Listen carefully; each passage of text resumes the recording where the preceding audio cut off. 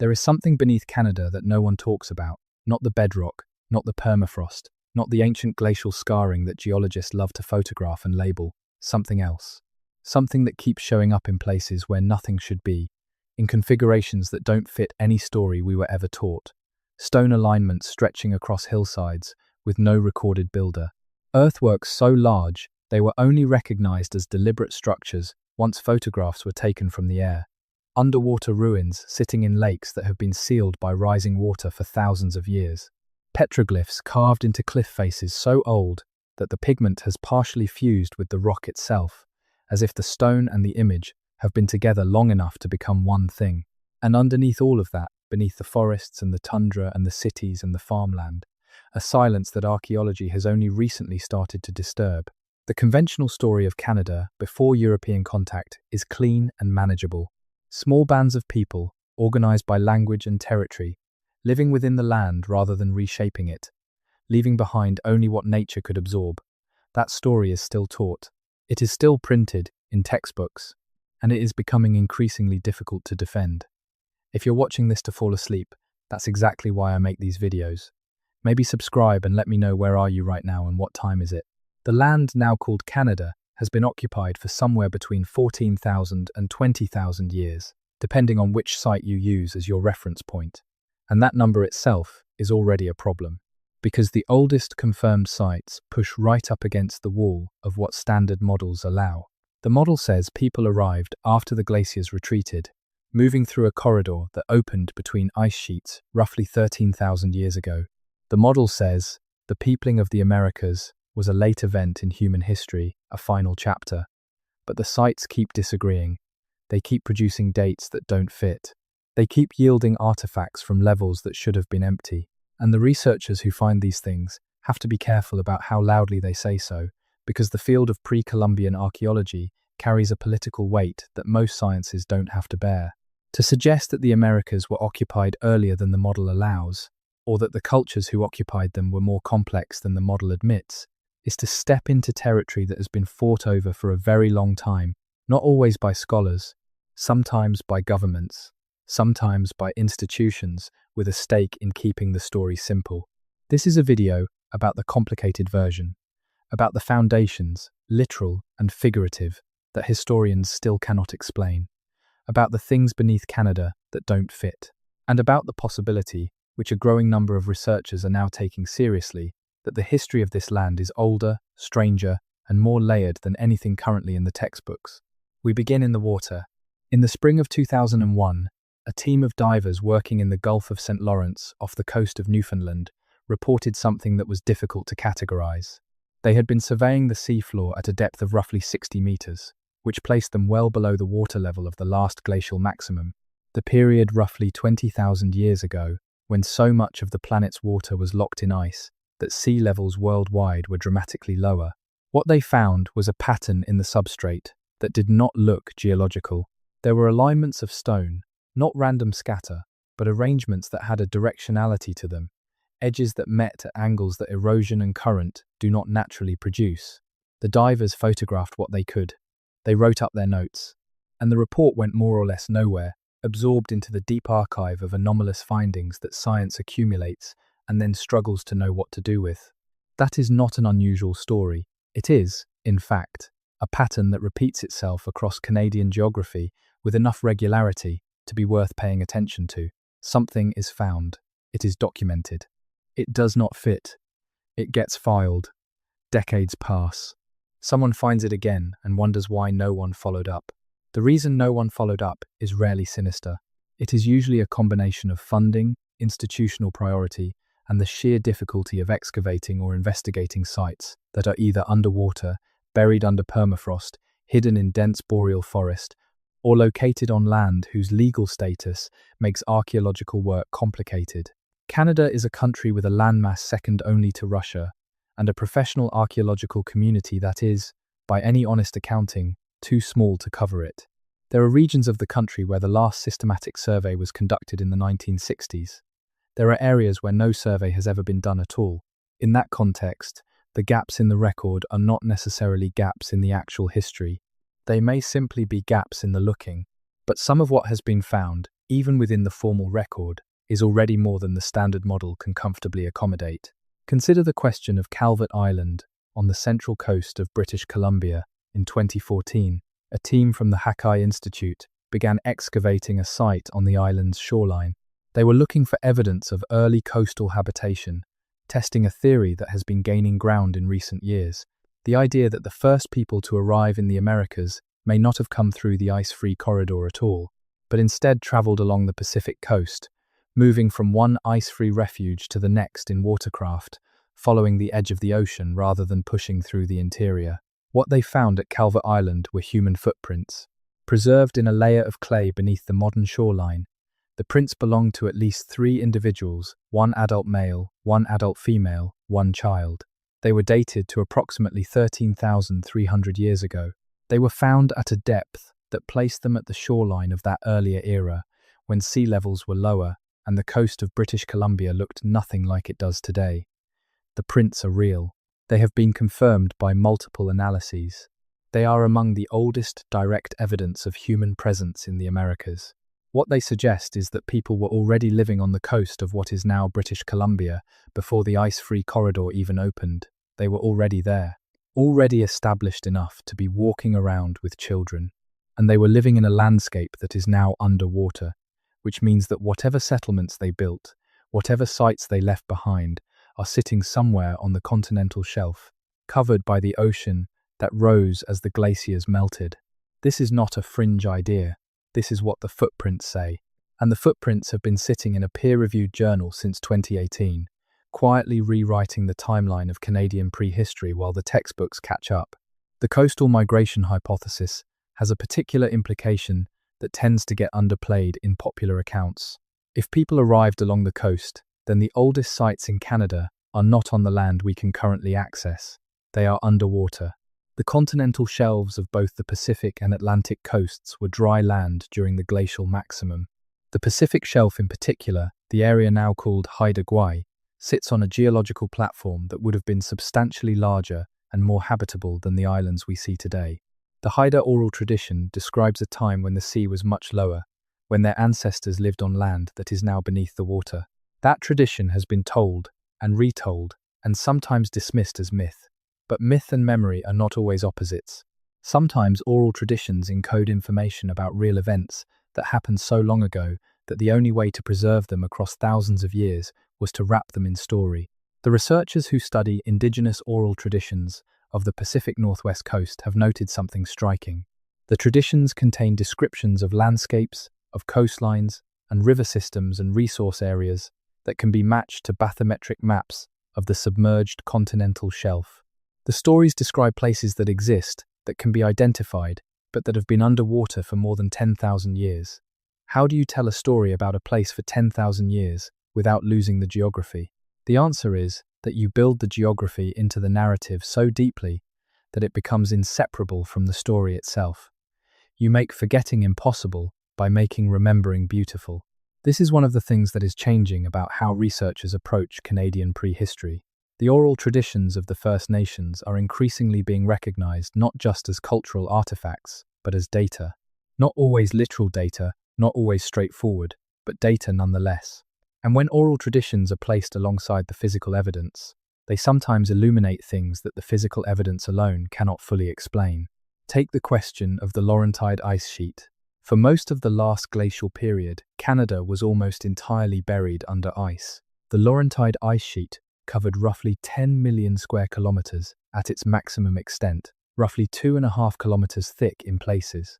It was one of the largest ice masses in Earth's history. It compressed the bedrock beneath it. It redirected river systems. It carved the Great Lakes. It left a record of its presence written in the landscape so thoroughly that you can still read it today in the shape of almost every lake, valley, and hill in eastern and central Canada. When the ice retreated, starting around 20,000 years ago and accelerating dramatically around 13,000 years ago, it did not retreat smoothly or evenly. It fractured. It carved into enormous lakes formed by meltwater, trapped between the retreating ice edge and the rising land. The largest of these lakes, Glacial Lake Agassiz, was at its maximum extent larger than all of the modern Great Lakes combined. It covered parts of what are now Manitoba, Ontario, Saskatchewan, and the northern United States. And when it catastrophically drained, which it did more than once, it released volumes of fresh water into the ocean large enough to disrupt the global circulation of ocean currents and cause rapid climate shifts that are recorded in ice cores from Greenland. That drainage, or those drainages, the precise timing is still debated, may be connected to something that oral traditions from cultures around the North Atlantic, including some from Canada's eastern First Nations, describe as a great flood, a sudden, overwhelming inundation of water that rearranged the world. These traditions are not unique to North America. They appear in cultures across every inhabited continent, but the Canadian versions are specific in a way that the global flood mythology literature tends not to emphasize. They describe a cold flood. They describe water that came from the land, not from the sea. They describe a world that was not just wet, but icy. And the timing embedded in some of these traditions, extracted by researchers who have attempted to correlate geological events with narrative cycles, corresponds closely to the drainage events of glacial Lake Agassiz. This does not mean that every flood tradition is a literal account of Lake Agassiz. It means that some of them might be, and it means that the people who were living around the margins of that enormous glacial lake, watching it rise and fall and ultimately drain in a catastrophic rush of water that would have been unlike anything a human being could have comprehended, were there to see it. They survived it, and they remembered it. They remembered it for so long, and passed the memory on through so many generations, that echoes of it may still be audible in stories told today. That is remarkable. Not as evidence of a supernatural event, as evidence of the resilience and the continuity of human memory across scales of time that most modern people cannot intuitively grasp. Now let us go further north, and further back. In the Yukon, there is a site called Bluefish Caves. It was first excavated in the late 1970s and early 1980s by a French-Canadian archaeologist named Jacques Cinq-Mars. He found what he believed to be evidence of human presence dating to at least 24,000 years ago, possibly earlier. The evidence included bone fragments from extinct animals, mastodons and horses and other megafauna that showed cut marks consistent with butchering by stone tools. He published his findings. He argued for his dates. He was largely dismissed. The archaeological establishment of the time was not prepared to accept evidence of human presence in the Yukon during the height of the last glacial maximum. The Beringia corridor theory, the idea that people crossed from Siberia into Alaska and moved south through the opening between ice sheets, required a later date. 24,000 years ago, the corridor was closed. There was no way through the ice. So either the dates were wrong or the theory was wrong. The establishment chose the dates. Cinq-Mars continued to work the site until his death. The bones sat in storage, the cut marks sat in photographs, and in 2017, a team of researchers retrieved those stored samples, applied modern analytical techniques that were not available in the 1980s, and confirmed what Cinq-Mars had argued. The bones showed cut marks made by humans. The dates held up. People were in the Yukon during the last glacial maximum, at least 24,000 years ago, possibly longer. Cinq-Mars did not live to see the vindication. He died in 2012. But the vindication came anyway, published in a respected journal, reported in science media, and then, in the way of these things, more or less quietly absorbed into the background of a field that was beginning to accept, with great reluctance, that its foundational chronology needed to be revised. But here is the thing about Bluefish Caves. It does not only push the date of human arrival back, it raises a question about where those people came from. If they were in the Yukon 24,000 years ago, at a time when the ice-free corridor was impassable, then they did not come through the corridor. They were already on the far side of it, which means either they arrived via the coast, moving through ice-free refugia along the Pacific edge of Beringia, or they arrived even earlier, before the glacial maximum, and then survived the ice age in refugia that we have not yet identified. The Yukon had ice-free areas during the glacial maximum. Beringia itself, the land now submerged beneath the Bering Sea, was largely ice-free. People could have lived there. They could have been hunting mammoth and horse across a landscape that is now underwater, and when the glaciers retreated, they could have moved south into the interior, into the land that would become Canada. This scenario, which was once the province of fringe theorists, is now being discussed seriously in mainstream archaeological journals. It requires rewriting the first chapter of North American history, and it has implications that extend far beyond the question of dates. If people were in North America 24,000 years ago, they had a very long time before European contact. A very, very long time. 13,000 years of pre-Columbian history is already almost incomprehensibly long. 24,000 years is nearly twice that. What can a civilization, or a network of cultures, or a human population do in 24,000 years? What can it build? What can it develop? What can it lose, forget, and rediscover? What traces does it leave in the ground? And how many of those traces have we actually looked for? The answer to that last question is not enough, not nearly enough. Let us talk about the earthworks. Earthworks are deliberate modifications of the landscape using soil, clay, or stone for purposes that may be ceremonial, agricultural, hydraulic, defensive, or some combination of all of those. They are one of the most enduring forms of human construction because Earth moves slowly. An earthwork built 3,000 years ago may be weathered and overgrown, but it is often still detectable if you know what to look for. For most of the 20th century, archaeologists in Canada were not particularly looking. The focus was on artifacts, on the portable objects that could be recovered from dig sites, catalogued, and stored. The larger patterns in the landscape were not the priority. That began to change with the widespread availability of aerial photography, and then with satellite imagery, and then, most dramatically, with a technology called LiDAR, which stands for Light Detection and Ranging. LiDAR works by sending millions of laser pulses from an aircraft toward the ground and measuring how long they take to return. By filtering out the returns from vegetation, it can produce an extraordinarily detailed image of the ground surface beneath the forest canopy. And what it has been revealing, across Canada and across the rest of the Americas, is that the landscape is far more modified than anyone suspected. Earthworks that were invisible at ground level, hidden under centuries of vegetation, appear on LiDAR surveys as clear, deliberate structures, linear features that stretch for kilometers, enclosures with geometric precision, platforms and mounds and ridged field systems that speak to organized labor, planned construction, and a relationship with the land that goes well beyond simple habitation. In southern Ontario, LiDAR surveys have been revealing the outlines of what appear to be extensive, pre-contact earthwork systems in areas that were previously thought to have been sparsely occupied. Some of these features are associated with known Iroquoian and Algonquian sites, and can be interpreted within the frameworks of those cultures. But some are older. Some produce dates from associated organic material that push them back beyond the periods for which we have clear cultural associations.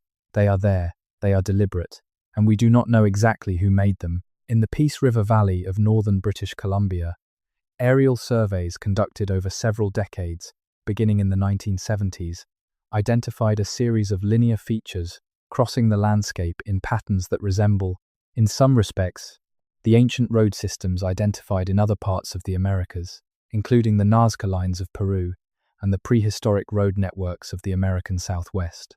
The Peace River features are not lines in the sense of the Nazca lines. They are ridges, low earthen banks that run across the landscape, sometimes for kilometers at a stretch, sometimes intersecting with each other at angles.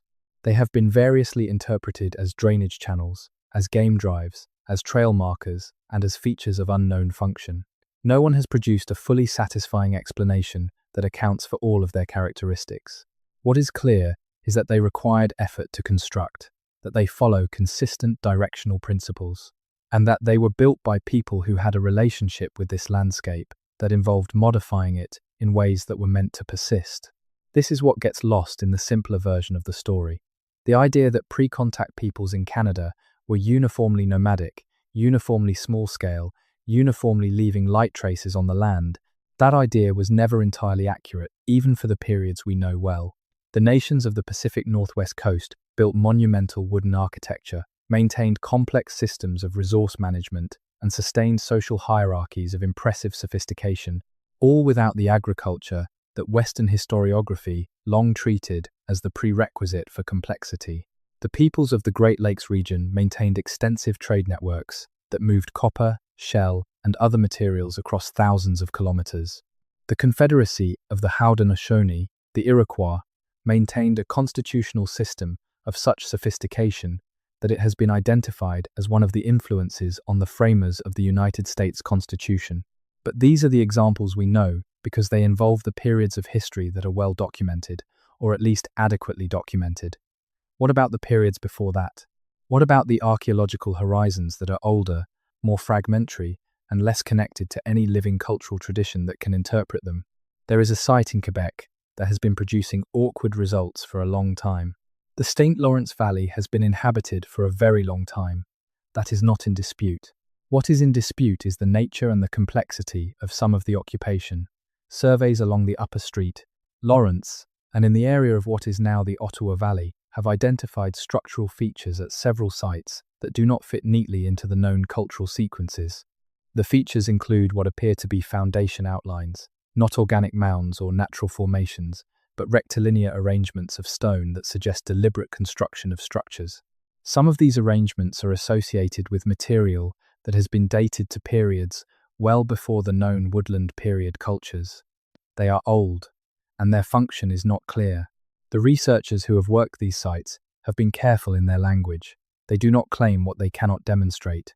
They describe the features as anomalous. They note the dates. They acknowledge that their significance is uncertain. And the reports go into journals that specialists read and non-specialists rarely encounter. The features do not become headlines.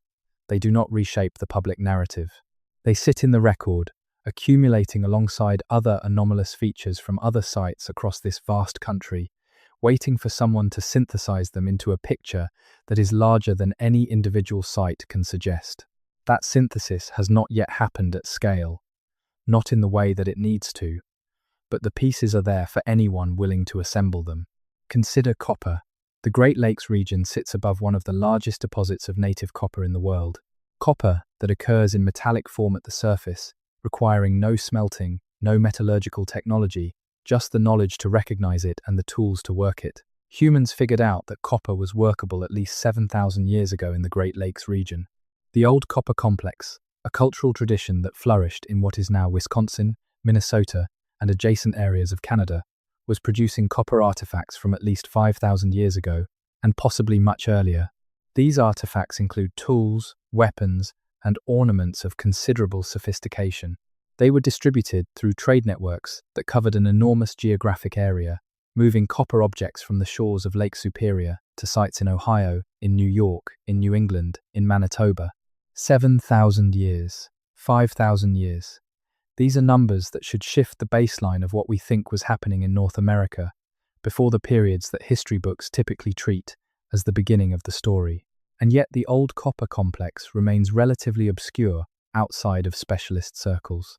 It does not fit comfortably into the progressive narrative that Western historiography prefers, the story in which things begin simply and become complex over time. The old copper complex is complex from the beginning, or at least from as far back as we can see it. And then, strangely, it seems to diminish. The production of copper artifacts decreases. The trade networks contract. By the time of the late woodland period, copper is still present, but less dominant. Something changed. We do not know what. That is a pattern that appears repeatedly in the archaeological record of Canada. A technology or a practice appears, flourishes, and then retreats. A trade network expands and then contracts. A site shows dense occupation and then is abandoned, sometimes for centuries, sometimes permanently. These patterns of rise and retreat are not surprising in themselves.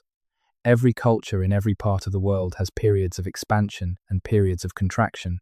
But in the Canadian case, the retreats are sometimes so complete that the people who came after, the ones whose descendants were still living on the land when Europeans arrived, had no clear memory of what came before.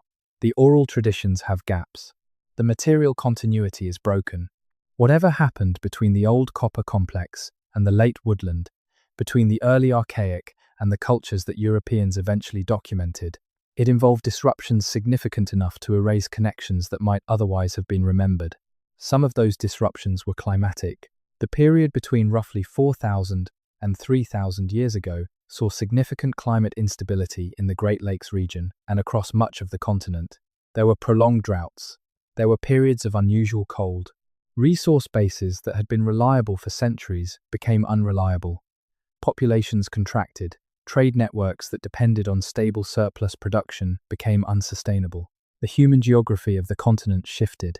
Some of the disruptions may have been demographic. There is evidence from ancient DNA studies of significant population replacements in parts of North America during the late Holocene.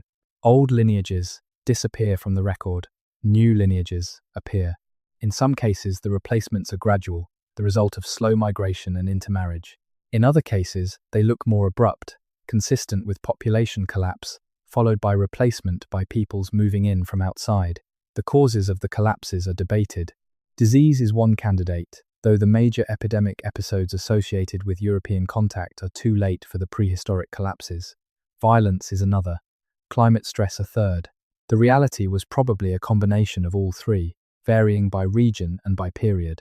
What this means is that the archaeological record of Canada is not a single story.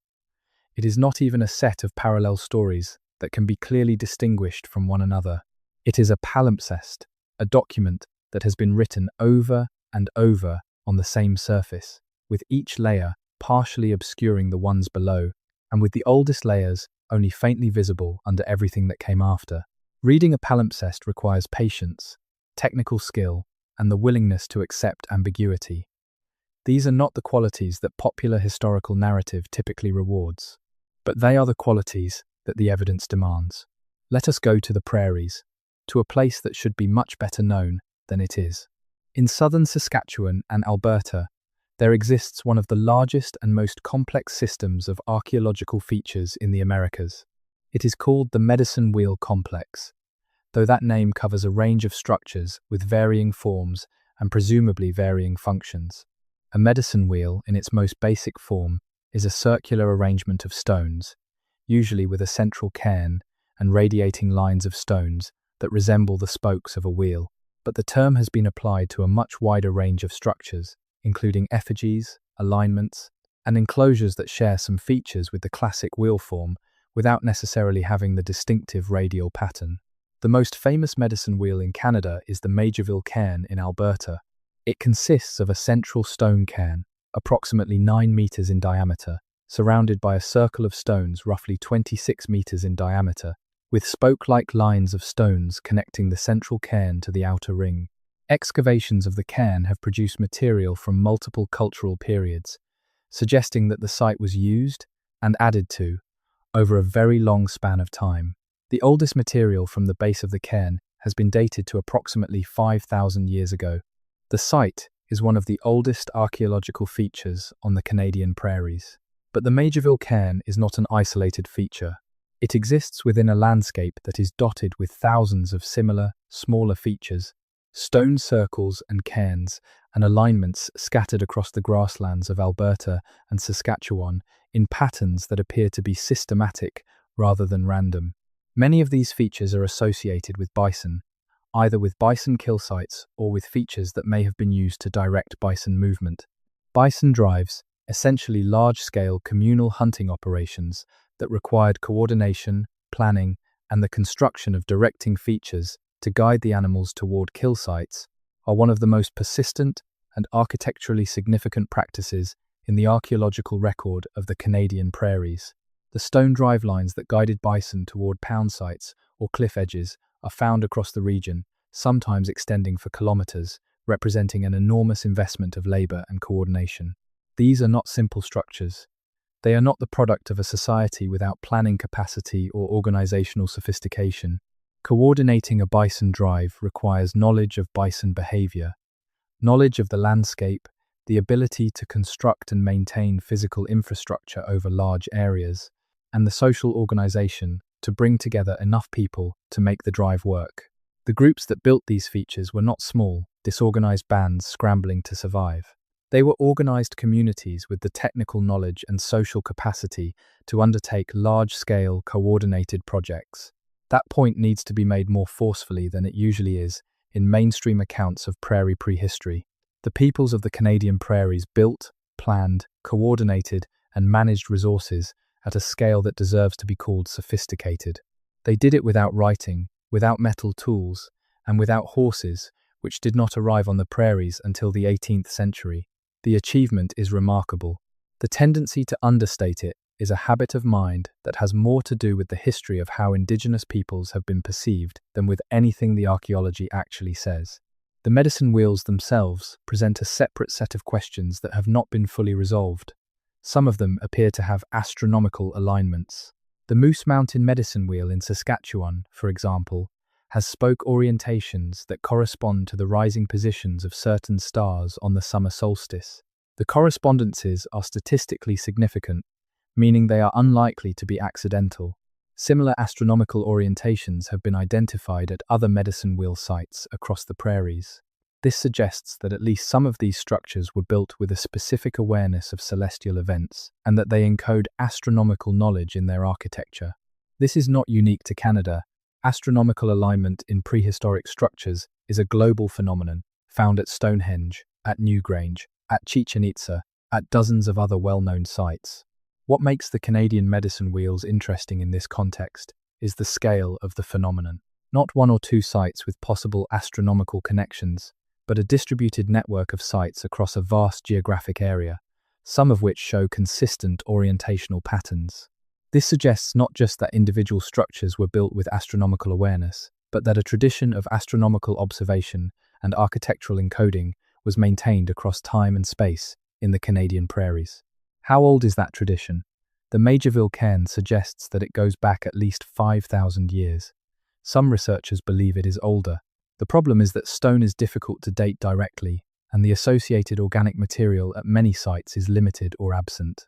So the chronology remains uncertain in ways that make strong claims difficult to defend. But the structures exist. The alignments are real. And the question of who built them, and what they knew, and what they intended, is one that deserves more attention than it has received. There is another layer to this story that tends to get left out of the mainstream accounts. The medicine wheel landscape of the Canadian prairies is not static, it is dynamic. Structures were added to over time. New alignments were built near old ones. Sites that had been used for centuries were modified, elaborated, extended. This suggests continuity. It suggests that the tradition of building and using these structures was not a brief episode in prairie prehistory, but a persistent feature of prairie culture across a very long span of time. The people who built the most recent layers of these structures were connected, in some meaningful way, to the people who built the oldest ones, not necessarily by direct descent, but by a cultural inheritance that was transmitted and maintained across generations, across centuries, possibly across millennia. That kind of cultural continuity is hard to see and hard to demonstrate, but it is one of the most significant things that the prairie archaeology suggests, and it raises a question that is worth sitting with. If a cultural tradition can be maintained for 5,000 years, transmitted through story and practice and landscape use, what else is being maintained? What else is being remembered in forms that we have not yet learned to recognize? Let us leave the prairies and go east, to the Great Lakes, to a region that holds one of the most under-discussed mysteries in North American archaeology. Lake Ontario, Lake Erie, Lake Huron, Lake Michigan, Lake Superior.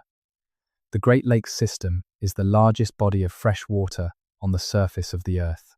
It formed as the Laurentide ice sheet retreated, the lakes essentially being enormous depressions scoured by glacial action and then filled with meltwater. The lakes have not always looked the way they look today.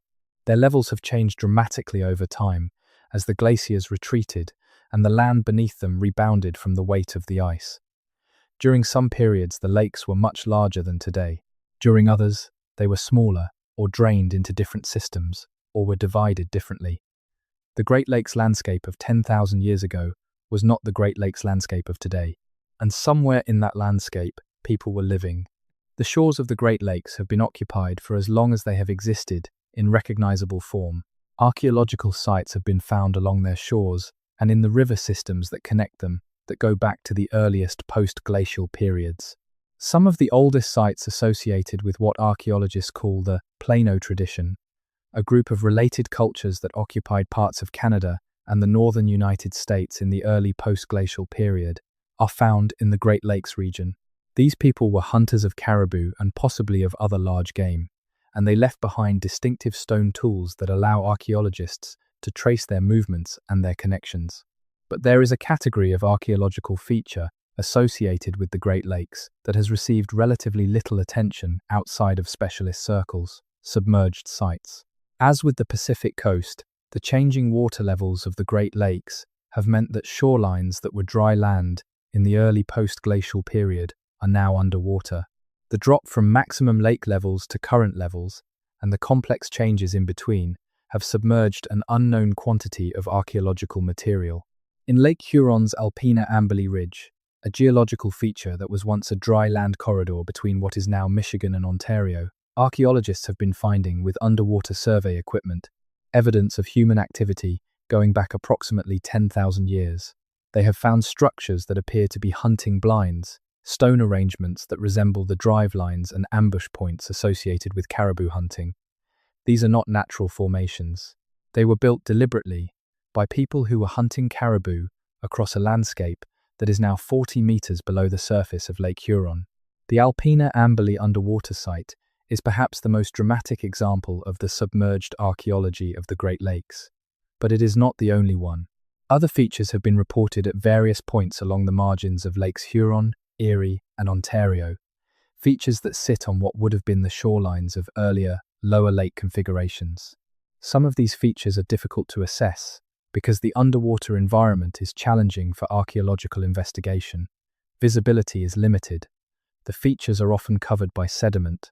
The cost of systematic survey is high, so the full extent of what is down there is simply not known. What is known is suggestive. The Great Lakes region was intensively occupied during the early post-glacial period. Some of that occupation is now underwater, and underwater does not mean gone, it means unexcavated. There is one aspect of the Great Lakes story that deserves particular attention. It has to do with copper. We already mentioned the old copper complex, the ancient tradition of copper working that flourished in the Great Lakes region from at least 5,000 years ago, possibly earlier. But there is a dimension of the copper story that goes beyond the artifacts and the trade networks. It concerns the mines themselves. The copper deposits on the Keweenaw Peninsula of Michigan and on Isle Royale in Lake Superior were mined in prehistory, with a thoroughness that surprised the European-American miners who arrived in the 19th century to exploit the same deposits. They found ancient mine pits, hammerstones used to break the copper from the rock, and other evidence of extensive pre-contact mining. The quantity of copper that appears to have been removed from these deposits in prehistory has been estimated at somewhere between 500,000 and 1 million pounds of copper.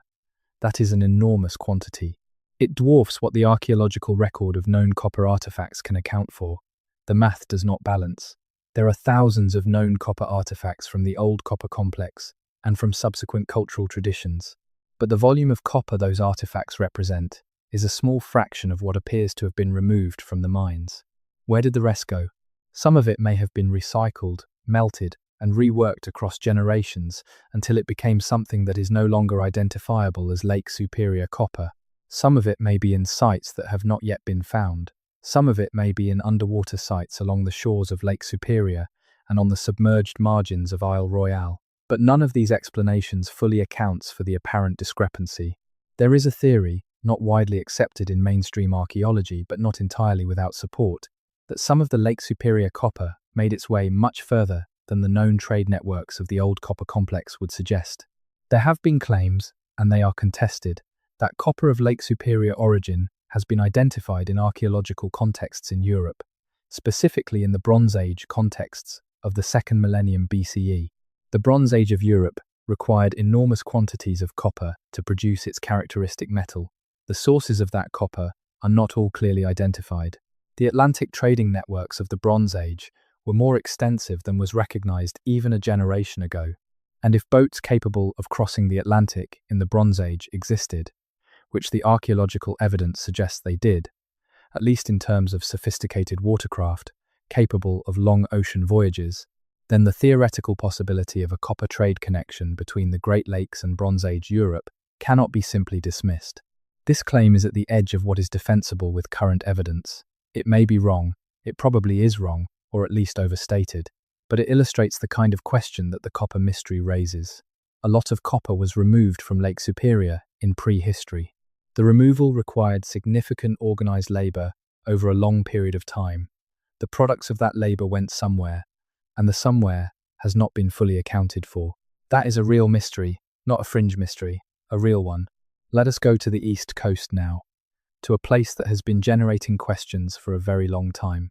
The province of Nova Scotia and the broader region of Atlantic Canada, including Newfoundland and New Brunswick, sits at a geographic position that makes it significant in any story about pre-Columbian transatlantic contact. It is the closest point of North America to Europe. The Gulf Stream runs along its shores, creating conditions that ancient mariners crossing the North Atlantic from Europe would have found favorable for landfall. And it has a well-documented, though often underappreciated, history of pre-Columbian contact. The Norse settlement at L'Anse aux Meadows in Newfoundland, dated to approximately 1000 CE, is the most famous example. But the Norse were not the only ones, and they were almost certainly not the first. The Mi'kmaq people of Atlantic Canada have oral traditions that describe encounters with light-skinned strangers long before the period that most histories identify as the beginning of European contact. These traditions have been interpreted in various ways. Some scholars see them as describing the Norse, or possibly other medieval Scandinavian visitors. Others note that the traditions do not always fit neatly into the Norse timeline or the Norse cultural characteristics as we understand them. The strangers in some Mi'kmaq accounts come from the east and travel in specific kinds of boats, but the details do not always match what we know of Norse maritime culture. This does not mean that the traditions describe non-Norse Europeans. It might mean simply that oral traditions are selective in what they preserve and how they preserve it. But it keeps the question open in a way that makes it worth continuing to ask. What is less ambiguous, though still incompletely understood, is the evidence for a much earlier period of Atlantic contact. The term used in the archaeological literature is transatlantic contact in the deep past, and it refers to the possibility that the North Atlantic was crossed by humans, or at least traveled by humans moving along its margins, long before the Norse and long before Columbus. The evidence for this includes genetic data, specifically the presence in some Atlantic Canadian indigenous populations of genetic markers, whose closest matches are found in populations from parts of Western Europe and the Atlantic Islands. These markers appear in ancient DNA samples from individuals who lived long before any documented period of European contact. They were not brought by Europeans. They appear to be genuinely ancient, and they suggest some degree of genetic exchange across the North Atlantic in the distant past. The mechanism for such exchange is debated. Some researchers point to the possibility of early transatlantic migration, perhaps by peoples associated with what is called the Solutrean culture of Ice Age southwestern Europe, who produced stone tools with some technological similarities to tools found in early North American sites. The Solutrean hypothesis is controversial. Many archaeologists reject it on the grounds that the similarities between Solutrean and North American tools can be explained by independent invention rather than contact. But the genetic evidence is harder to dismiss on those grounds. You cannot independently invent a genetic marker. If it is there, something brought it. The Nova Scotia region also has a category of archaeological feature that is not well explained. There are inscriptions, petroglyphs, and carved markings found at various sites along the Atlantic coast that have been claimed by some researchers to resemble scripts or symbolic systems from the Old World. The most famous of these are associated with a site near Yarmouth, Nova Scotia, where a stone bearing inscriptions was found in the 19th century and has been variously interpreted as runic, Punic, Basque, and several other Old World scripts. No consensus has been reached on its interpretation, and many mainstream scholars are skeptical that it represents genuine Old World writing at all. But the broader phenomenon of inscribed stones in Atlantic Canada, some of which have not been satisfactorily explained as natural formations or as products of known indigenous traditions, remains an open question. In New Brunswick, there is a site associated with what some researchers have called pre-contact Basque activity. The Basques were among the most active fishermen and whalers in the pre-Columbian North Atlantic. The documentary evidence for Basque presence in the waters of Atlantic Canada, in the Strait of Belle Isle, and along the Labrador coast, goes back to at least the early 16th century.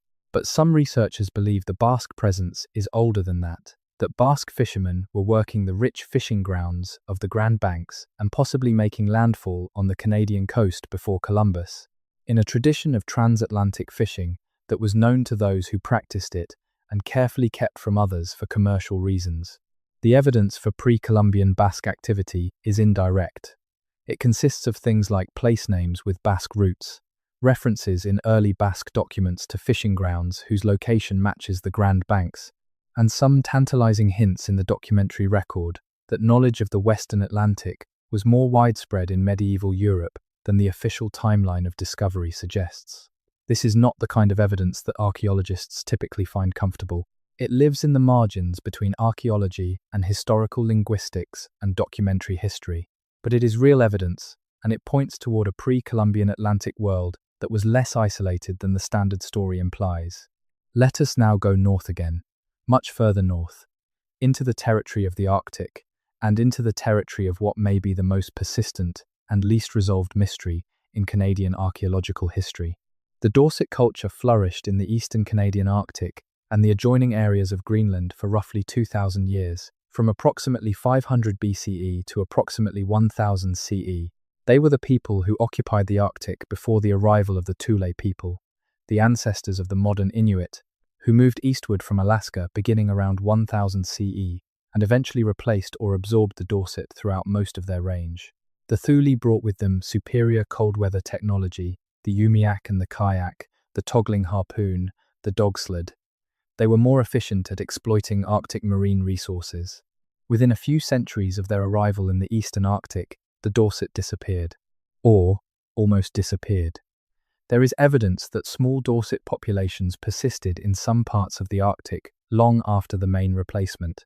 There are Thule accounts of a people they called the Tunit or Tunit, described as larger and stronger than the Inuit, different in their ways, living in older-style dwellings, using older-style technology. The Tunit appear in Inuit oral tradition as an older people, the previous inhabitants, who were eventually driven away or who vanished. The Thule called them the Tunit, and the archaeological evidence suggests that they are the Dorset, or a remnant Dorset population, remembered in Inuit tradition as the people who were there before. The Dorset are interesting in many respects, but they are particularly interesting in connection with what the Norse called the Skraelings. When the Norse established their settlement at Lonzo Meadows around 1000 CE, they encountered people. The sagas call these people Skraelings, a term that was applied somewhat loosely to various indigenous peoples in the Norse accounts. In Newfoundland and Labrador, at the time of the Norse settlement, the people present were likely a combination of Dorset and ancestors of the Beothuk and possibly also early Thule. The Norse interactions with the Skraelings were tense, and ultimately one of the factors that contributed to the abandonment of the settlement. The Skraelings were numerous, the Norse were not, and the arithmetic did not favour staying. But there is a layer to the Norse-Dorset encounter that has received less attention than it deserves. There is evidence in the archaeological record of the Eastern Arctic that the Dorset had contact with the Norse, or at least with Norse material culture, before and possibly during the period of the Lonzo Meadows settlement. Dorset sites have produced Norse artifacts, including pieces of Norse metal and other items that could only have come through contact with Norse visitors. And Norse artifacts have been found at Dorset sites in locations that suggest the contact was not limited to Newfoundland, but extended further north and west into the archipelago of the Eastern Arctic. This is not surprising in itself. The Norse were active in the North Atlantic for several centuries. They colonized Greenland in the late 10th century and maintained settlements there until the 15th century. The Greenlandic Norse were in regular contact with the indigenous peoples of the Arctic in what they called the Northersetta, the northern hunting grounds, which lay north of their settlement area and was the source of valuable commodities, including walrus, ivory, and polar bear hides. The Norse traded these commodities with European markets. The people they traded with, or raided from, or interacted with in whatever way, included Dorset and early Thule populations. What is more surprising, and less well known, is the evidence from the Dorset side of this encounter. The Dorset are known for their carvings, small sculptures in ivory, bone, and stone that represent animals, humans, and figures that combine human and animal characteristics. These carvings are remarkable artifacts. They show considerable artistic sophistication, and among them, at several Dorset sites in the Eastern Arctic, there have been found carvings that appear to represent people who are not Dorset and not Thule. People with faces that have been interpreted as depicting individuals of a different physical type. People wearing what appear to be hooded garments of a style more consistent with Norse clothing than with Dorset clothing. The interpretation of these carvings as Norse portraits is not universally accepted. Carving is an ambiguous medium, and the identification of specific cultural characteristics in small carved figures is not straightforward. But enough researchers have made the observation, independently and in enough different locations, that it cannot be simply dismissed. The Dorset appear to have been carving images of people they encountered. Some of those images appear to depict people who were not like them, and the timing and location of the sites that produced these carvings is consistent with Norse contact. If the Dorset were carving Norse visitors, what does that mean? It means that the encounter between indigenous Arctic peoples and Europeans was not a one-sided affair in which the indigenous peoples were simply passive recipients of contact. It means the Dorset were observant enough and sophisticated enough in their artistic tradition to represent what they saw. It means the encounter was memorable. And it means there are artistic records of the encounter that have been sitting in museum collections for decades, waiting to be fully understood. There is one more layer to the Arctic story that needs to be addressed. It concerns a set of structures that were found in the 1970s and 1980s on several islands in the high Arctic, in locations so remote that their existence was not suspected until aerial surveys began to cover the region systematically. The structures are stone longhouses. They are large, they are carefully constructed, and they do not match the house forms of any Arctic indigenous culture. The structures are now attributed to the medieval Norse, and specifically to the hunting expeditions that the Greenlandic Norse undertook into the high Arctic in search of walrus and other resources. This attribution is plausible and is generally accepted in mainstream archaeology. But the structures raise questions that are not fully answered by the attribution. The Norse settlements in Greenland were small, never very large, and chronically resource-stressed. They maintained contact with Europe through periodic shipping, and they traded their Arctic commodities for European goods that they could not produce themselves. But their logistical capacity for sustained high Arctic operations has sometimes been questioned. The structures in the high Arctic suggest operations that were more organized and more sustained than the simple picture of occasional hunting expeditions would imply. They are not temporary camps, they are built to last. They were used repeatedly, and they are in location that would have required the Norse sailors to have navigated some of the most challenging waters in the world, through ice and fog and unpredictable Arctic conditions, to reach.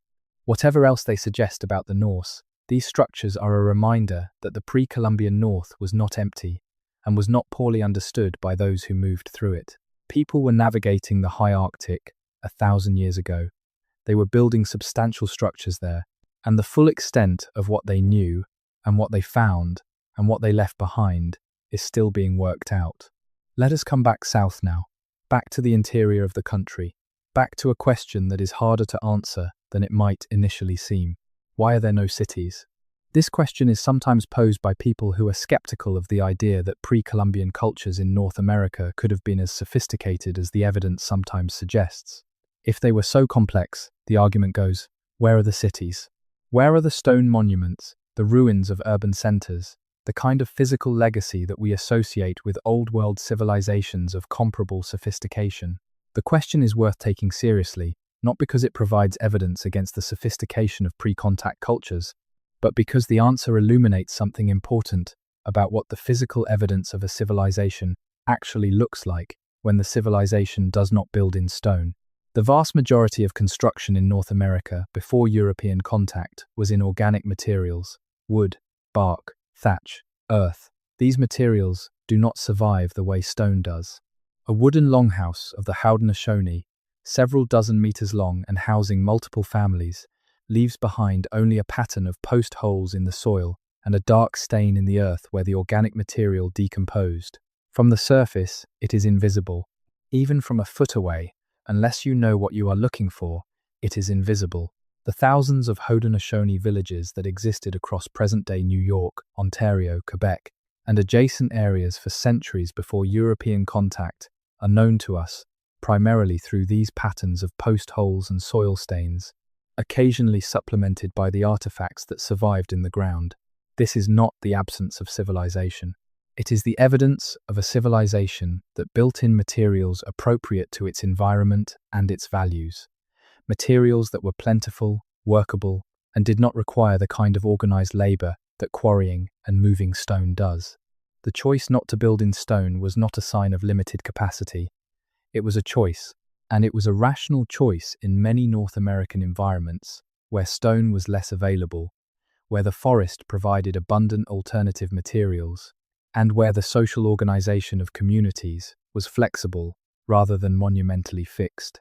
But, and this is an important but, in some parts of Canada, there are structures that were built to last.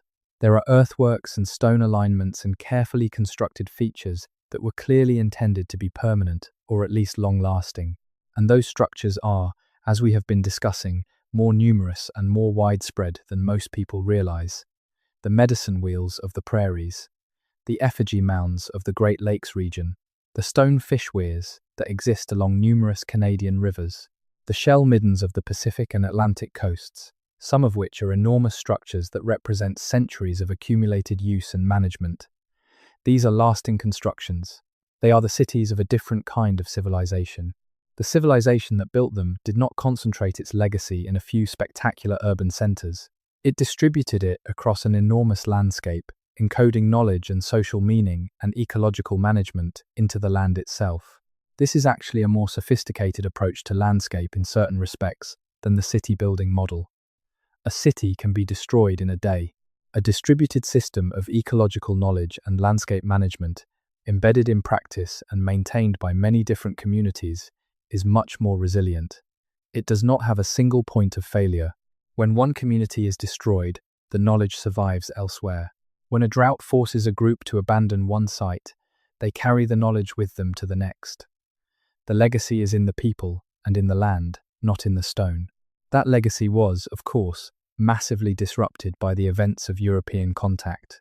The epidemics that swept through North American indigenous populations in the 16th, 17th, and 18th centuries killed, by most estimates, between 50 and 90% of the pre-contact population. The range in those estimates reflects genuine uncertainty about the pre-contact population size, which is itself a contested number. But the upper range of the demographic disaster is almost incomprehensible. If 9 in 10 people died, and the dying happened over generations, and the knowledge that people carried died with them, then the disruption to the accumulated knowledge base of North American cultures was catastrophic. Not in the sense of being sudden and complete, but in the sense of being progressive and devastating. What was lost in those generations of demographic collapse is beyond our ability to fully reconstruct. Languages died. Ceremonial knowledge died. Ecological knowledge that had been accumulated over centuries was lost when the people who held it died without passing it on. The social structures that maintained and transmitted knowledge were disrupted.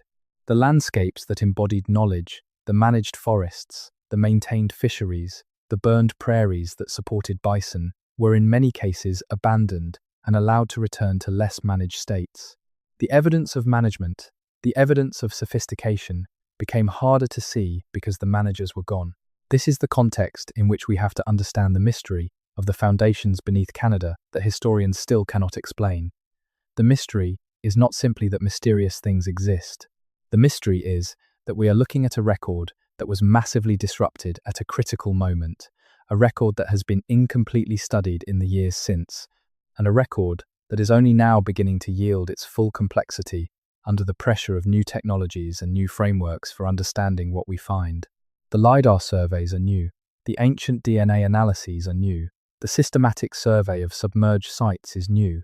The serious engagement with indigenous oral traditions as a source of historical data is new, or at least newer than it should be. The willingness to consider dates that predate the conventional Clovis first model is new. All of these developments are happening at the same time, and they are pointing in the same direction. The history of Canada is longer than we thought. It is more complex than we thought. It left more traces than we have so far found. And the traces we have found do not always fit the stories we have been telling. That is the foundation of the mystery. Not that the past was alien or inexplicable, but that we have been underestimating it. Let us go now to a specific set of questions that sit at the heart of the unexplained. Let us talk about the stone structures of Quebec and Ontario that do not fit any known cultural sequence. In the lower St. Lawrence Valley, there is a region of the Quebec landscape that has been attracting intermittent attention from archaeologists since the 19th century. The region contains a variety of archaeological features, some well understood and some not. Among the latter is a set of stone wall-like structures that have been observed at various points along ridgelines and in sheltered valleys throughout the region. These structures are not medicine wheels. They are not the kind of surface alignments associated with the prairie traditions. They are more substantial, longer, and in some cases, more complex in their arrangement. They have been variously interpreted as defensive walls, as livestock enclosures from historic period European farming, as survey markers from early colonial land division, and as features of uncertain pre-contact origin. The interpretations are not all equally well supported. The historic period agricultural and survey explanations have been applied somewhat broadly to features that do not always fit neatly into those categories. Some of the structures are in locations where historic period agricultural use is poorly documented. Some are in configurations that do not correspond to the rectilinear patterns of colonial land survey, and some have been associated with material that, when dated, does not correspond to the historic period. This is a messy situation. It does not yield to clean conclusions, but it is precisely the kind of messiness that genuine mystery produces. If everything had a clear and satisfying explanation, there would be no mystery. The mystery is in the gap between what the features suggest and what can be confidently demonstrated about their origin. There is a somewhat better, documented but still incompletely understood set of structures in eastern Ontario. In the region around the present-day town of Westport and in adjacent parts of the Rideau Lakes area, there are stone features that have been observed and surveyed by local historians and by some archaeologists over the past several decades. Some of these features are clearly associated with the Euro-Canadian settlement of the region in the 19th century, but others are in contexts that suggest an earlier origin. They include cairns, linear stone arrangements, and what appear to be the foundations of structures whose floor plans do not match any known historic period building type in the region. The standard response to such observations from mainstream archaeology is that they are almost certainly the result of historic period land clearance. When settlers cleared forested land in eastern Ontario for farming, they moved an enormous quantity of stone. They piled it in rows along field edges. They built it into walls. They used it for foundations and for drainage features. The landscape of rural eastern Ontario is full of the stone evidence of that agricultural effort, and it can be easy to misread those features as pre-contact when they are not. The skeptical response is appropriate as a default, but it is not appropriate as an absolute dismissal. There are features in this region that do not fit the historic land clearance model, and they deserve proper investigation rather than reflexive categorization. The problem is resources. Proper investigation means proper excavation, proper analysis, proper dating. It means time and money and professional attention, and those resources are always finite. They get directed toward the sites most likely to yield important results, which in practice means sites already associated with known cultural traditions. The unknown, the anomalous, the hard to categorize, tends to wait. It waits in the landscape, being slowly disturbed by erosion and development and the passage of time, while the resources to investigate it remain unavailable. This is a systemic problem in Canadian archaeology, and it means that the mystery is partly a mystery of method and priority, not just a mystery of what the past actually contained. Some of the things we cannot explain because we have not yet properly tried. Let us talk about what the ground remembers. There is a concept that has become increasingly important in archaeology over the past 2 decades, one that goes under various names, but is sometimes called landscape memory. The idea is that human modification of landscapes, the clearing, burning, cultivation, and management of land, leaves traces that persist long after the specific activity that created them has ceased. A forest that was cleared 3,000 years ago and then allowed to regrow still shows, in the composition of its trees, the evidence of that clearing. The species composition is different from an uncleared forest. The age structure of the trees is different. The soil chemistry is different. A field that was cultivated 2,000 years ago and then abandoned shows, in the distribution of certain plant species and in the pattern of soil nutrients, the evidence of that cultivation. The land remembers. This has significant implications for understanding the history of Canada. If the land remembers, and if we have the tools to read what it remembers, then the gap between what the archaeological record explicitly shows and what actually happened in the past may be smaller than it seems. The physical evidence of human activity does not all come in the form of artifacts and structures. Much of it comes in the form of ecological patterns, in the distribution of species, in the composition of soils, in the structure of forest communities, in the geography of wetlands and meadows and river courses. And when researchers have applied the tools of paleoecology, pollen analysis, soil chemistry, dendrochronology to Canadian landscapes, they have found evidence of human modification that goes back much further and extends much more widely than the conventional archaeological picture would suggest. Pollen cores from lakes across Canada show evidence of burning events, of vegetation changes consistent with clearance and cultivation, of patterns that do not fit neatly into the known histories of fire and climate. Some of these patterns are explicable in terms of natural fire regimes, some are not. The ones that are not raise the possibility that deliberate burning, the systematic use of fire to manage vegetation and create habitat, was practiced across much of Canada for a much longer time and over a much larger area than is generally recognized. The use of fire as a landscape management tool is well documented for many Indigenous peoples of North America. The prairie fires that maintained the grassland ecosystem were not all natural ignitions. They were, at least partly, deliberately set. The forest management practices of many peoples of the Pacific Northwest coast included regular burning to maintain the open forest structure that supported blueberry and other food plants. The indigenous nations of the eastern woodlands used fire to create and maintain the forest edge environments that attracted game. These practices were so widespread and so long-standing that they fundamentally shaped the ecology of North America. The landscape that European settlers encountered in the 17th century was not a pristine wilderness. It was a managed landscape, the product of thousands of years of deliberate human modification. Recognizing this changes the archaeological question. It is not just a question of what was built, it is a question of what was cultivated, managed, and maintained. And the maintenance of ecological systems over thousands of years requires exactly the kind of organized knowledge, consistent practice, and intergenerational transmission that we associate with complex societies. The people who maintained the prairies as grassland, the people who managed the salmon runs of the Pacific coast, the people who sustained the biodiversity of the eastern woodlands through careful burning, these were not simple foragers, passively accepting what nature provided. They were ecological engineers operating at a landscape scale. That realization is still working its way through the academic disciplines that study North American prehistory. It has been articulated clearly by scholars like Robin Wall Kimmerer, whose work on indigenous plant knowledge has illuminated the sophistication of pre-contact ecological management, and by researchers like M. Kat Anderson, whose work on California's indigenous peoples demonstrated that the diversity and productivity of California's pre-contact landscapes was not natural but cultivated. The same arguments apply, with appropriate regional variation, to Canada. The Canadian landscape that Europeans encountered was not what it would have been without human management.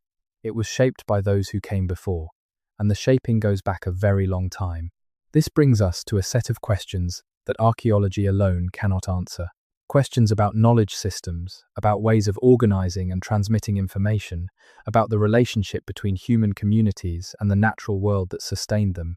These are questions that require engagement with indigenous knowledge traditions in a way that mainstream archaeology has historically been reluctant to undertake. The reluctance is understandable in some respects. Science operates by verification. It requires evidence that can be independently confirmed. Oral traditions, by their nature, are not independently confirmable in the same way. They vary between tellers. They are subject to interpretation.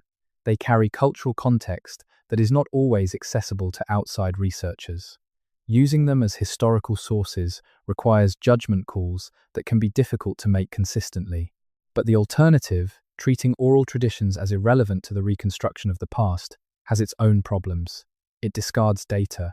It privileges one form of knowledge transmission over another without adequate justification, and it leaves gaps in the record that could potentially be filled, or at least narrowed, by engaging seriously with the traditions that have been maintained across the time periods that archaeology is trying to reconstruct. The researchers who have made the most progress in understanding the deep history of Canada are often those who have worked at the interface between archaeology and indigenous oral tradition, who have taken the traditions seriously as a source of hypotheses to test, who have found ways to look for archaeological evidence that the traditions suggest but that conventional research designs would not have thought to look for. The footprints at Calvert Island were found partly because the researchers were looking in a place suggested by the coastal migration hypothesis, which is itself partly supported by the coastal geography encoded in Pacific Northwest oral traditions. The underwater hunting blinds on the Alpena-Amberley Ridge were found partly because researchers knew from oral traditions that the people of the Great Lakes region had hunted caribou across landscapes that were now underwater. The engagement with indigenous knowledge was not the only factor in these discoveries, but it was a contributing factor. It helped direct attention to the right places. This is what a more complete archaeology of Canada would look like. Not just excavation and LiDAR and ancient DNA and underwater survey, though all of those are necessary, but also serious, sustained, respectful engagement with the knowledge traditions of the people whose ancestors occupied this land. Those traditions have been maintained for a reason. They contain information, and some of that information is directly relevant to the questions that archaeologists are trying to answer. The mystery of the foundations beneath Canada is not a single mystery.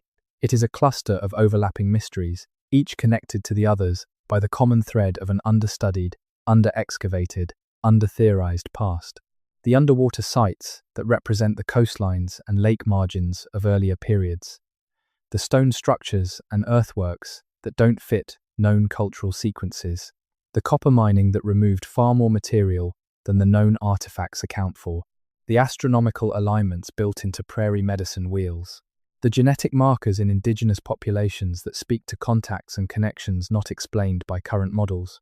The ecological signatures of landscape management that extends back further than the conventional archaeological record shows. The oral traditions that encode geographical and historical information about events that happened thousands of years ago. These are not isolated puzzles. They are connected.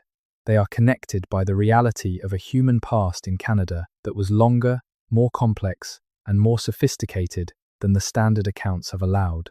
And they are connected by the reality that what we know about that past is still a small fraction of what there is to know. That is not a counsel of despair. It is an invitation. The history is there, in the ground, underwater, in the landscape, and in the memories of the people whose ancestors lived it. We are just beginning, in a serious way, to learn how to read it. But reading it requires confronting some uncomfortable things. It requires confronting the ways in which the history of Canadian archaeology has been shaped by assumptions about who was capable of what. It requires acknowledging that the story of pre-contact Canada has been systematically underestimated, not always maliciously, but persistently, and that the underestimation has consequences for how we understand the land and the people who shaped it. It requires the intellectual courage to say that the foundations beneath Canada are more than we thought, and that understanding them is more important and more urgent than any discomfort with revising the story would suggest. We are going to spend a lot more time with these foundations. We are going to go deeper into older layers of the record, into more remote corners of the country, into more contested and more difficult territory, because the history of this land demands it, and because the people who shaped that history deserve to have it told as fully and as honestly as the evidence allows. There is a concept in geology called deep time. The idea is simple enough to state and almost impossible to genuinely grasp. The Earth is 4.5 billion years old. The oldest rocks in Canada, the Acasta gneiss of the Northwest Territories, are 4 billion years old. In the context of planetary history, even the longest human timescales are barely a flicker. The Clovis tradition, which archaeologists once treated as the beginning of the American story, is 13,000 years old. The Old Copper Complex is 5,000 years old. The Norse visit to Newfoundland was 1,000 years ago. Set against 4 billion years, These are not even rounding errors, they are moments. But deep time does not only belong to geology, it belongs to human history too. And one of the things that is changing about how we understand the pre-contact history of Canada is that we are beginning to see it in something closer to its true depth. Not 4 billion years, obviously, but 10,000, 15,000, 20,000 years of human presence, human modification, human knowledge accumulation. That is a timescale that is genuinely hard to hold in the mind. And it is a timescale that the standard historical narrative of Canada has consistently failed to honor. The failure is not always explicit. Most historians who write about pre-contact Canada would not say that the period before European contact was simple or unimportant.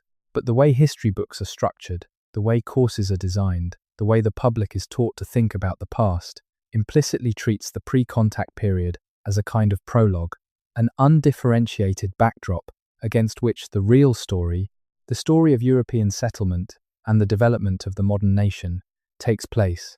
The prologue gets a few paragraphs about migration routes and cultural traditions and resource use, and then the real narrative begins. That structure is a distortion. The pre-contact history of Canada is not a prologue. It is the main body of the story. 10,000 years of human occupation and adaptation and cultural development, followed by a few hundred years of European contact and settlement. If you were writing a proportional history, the pre-contact period would take up most of the book. The contact period would be the final chapter. The modern nation would be the epilogue. We are going to spend some time now with specific mysteries, specific things in specific places that the standard accounts do not adequately explain. We are going to be precise about what is known and what is not known, and we are going to follow the evidence where it leads, even when it leads into territory that is uncomfortable for the standard story. Begin with the Winnisk River in northern Ontario. This is a remote river system that flows northward from the interior of Ontario into Hudson Bay. The region was not intensively surveyed by archaeologists until the late 20th century, and even now the coverage is sparse. But the surveys that have been done have produced a series of findings that complicate the picture of northern Ontario prehistory in interesting ways. Among the features identified in the Winnisk River watershed are stone structures that do not correspond to the known material culture of any historic period First Nation of the region. The structures include cairns, linear arrangements, and what appear to be platform features built into bedrock outcrops overlooking river crossings. The bedrock platform features are particularly unusual. They are not natural formations. The bedrock has been modified, leveled in places, and in some cases, supplemented with imported stone.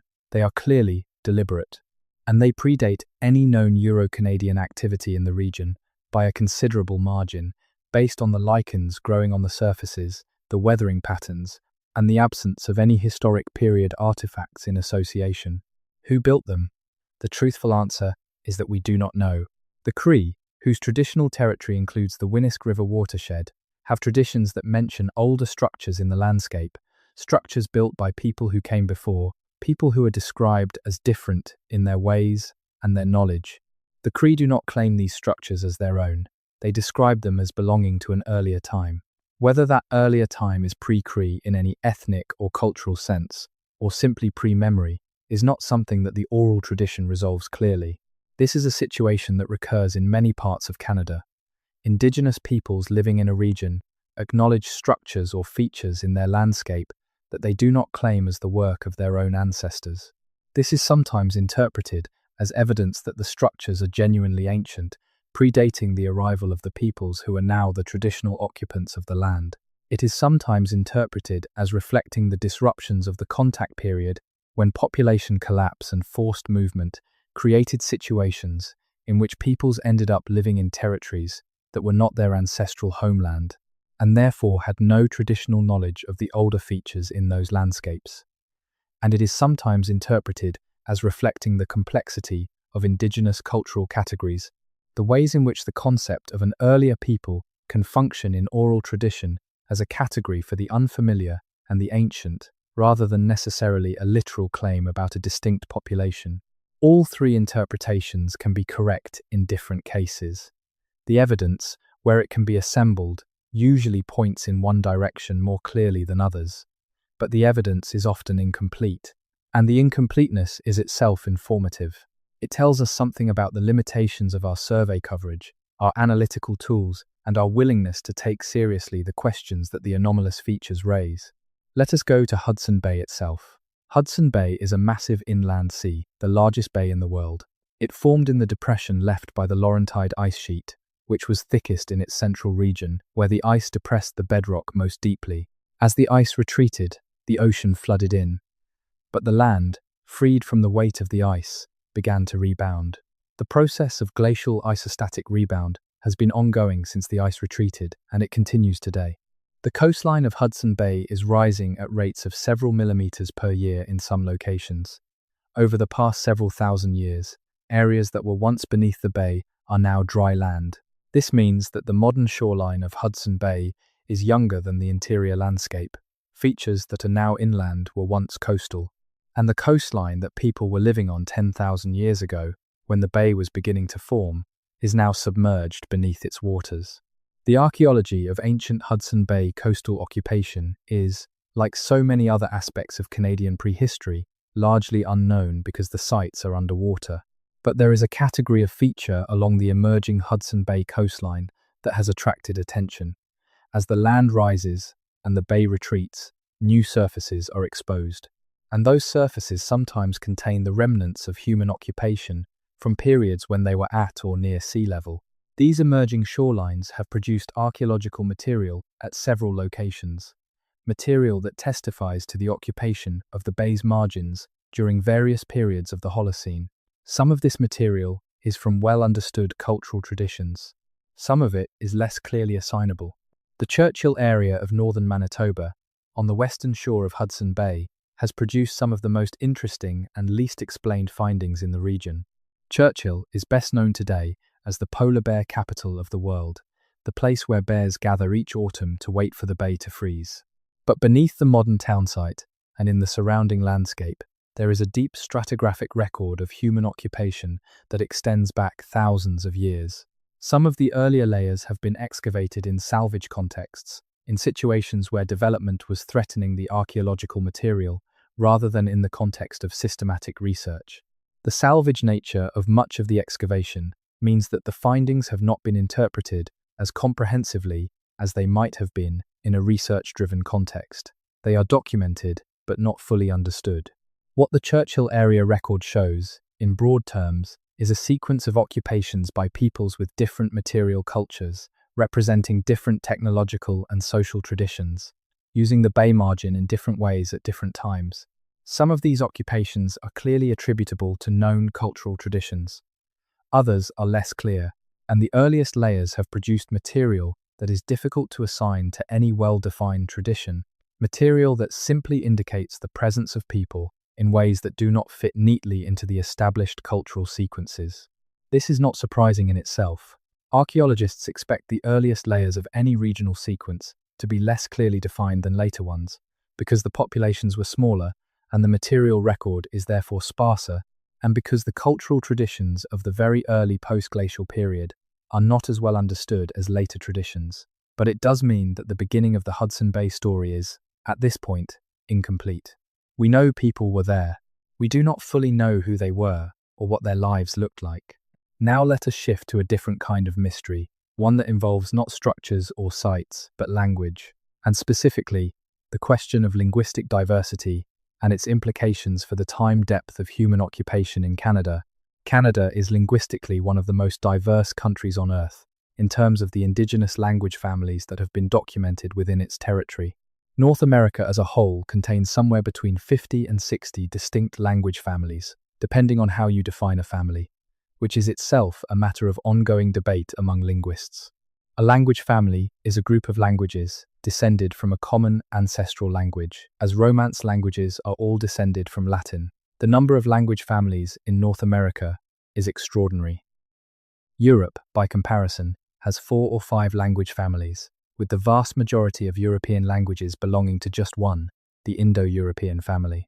The number of language families in North America is so large that it poses a genuine explanatory challenge. Language families diversify through time. The longer a group of related languages has been developing separately, the more different they become. Given enough time, related languages become so different from one another that the relationship is no longer recognizable without systematic comparison. The Romance languages evolved from Latin over roughly 2,000 years, and speakers of Romanian and Spanish cannot understand each other without learning the other's language. Given another 2,000 years, the differences would be even greater. If North America was first populated 13,000 years ago from a single or small number of source populations, you would expect the resulting linguistic diversity to be comparatively limited. 13,000 years is not a very long time in linguistic terms, particularly if populations were small and widely dispersed, which would tend to retard differentiation by reducing the opportunities for independent change.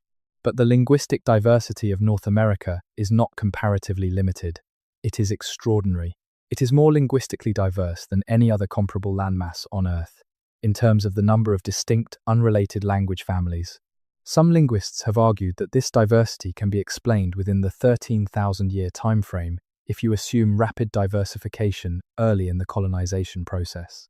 Others have argued that the diversity implies a much deeper time depth, that the ancestors of the most linguistically differentiated populations arrived in North America long before 13,000 years ago. This argument is not universally accepted. The relationship between linguistic diversity and time depth is not simple or linear, but the observation that North America is extraordinarily linguistically diverse is real, and it is a fact that any complete account of North American prehistory needs to grapple with. In Canada specifically, the linguistic diversity is remarkable. Excluding the Algonquian and Athapascan families, which are themselves large and internally diverse, there are numerous languages in Canada that are either language isolates, languages with no demonstrable relationship to any other language, or members of small families with no clear connection to major families elsewhere. Haida, spoken on Haida Gwaii, is an isolate.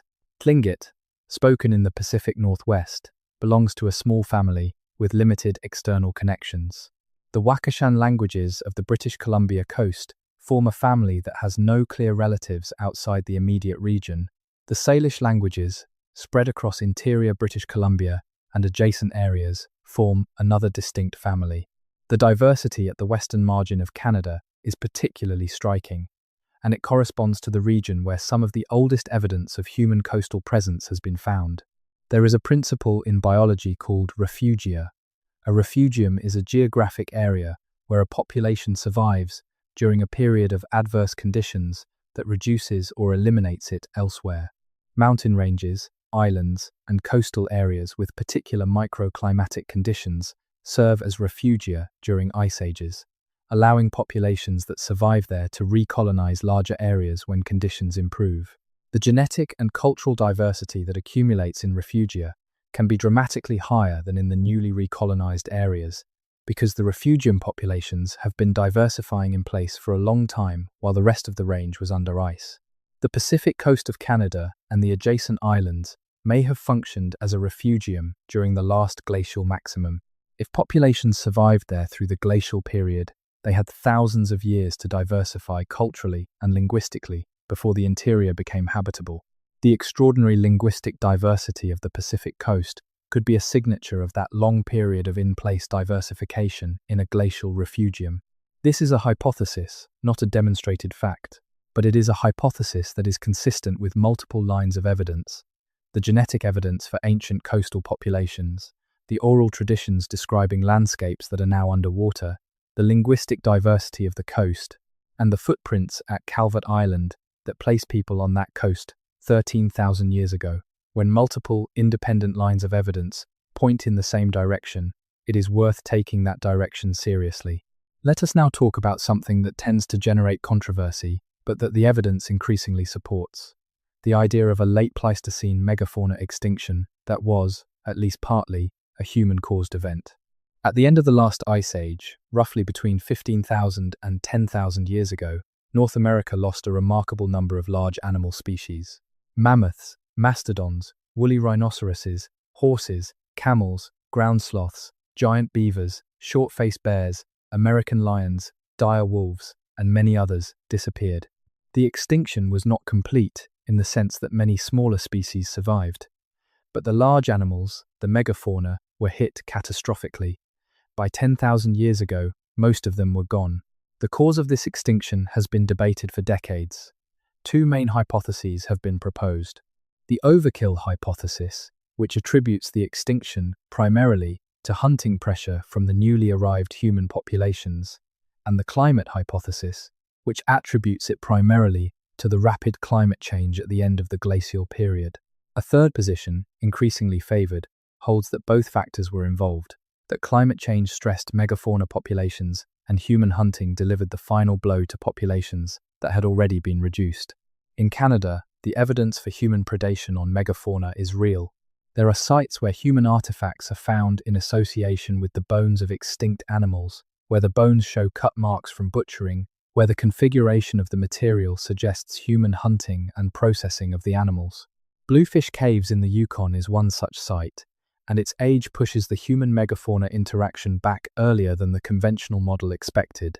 Other sites in Alberta and in the Prairie provinces have produced similar associations, though often in contexts where the dating is less secure than at Bluefish.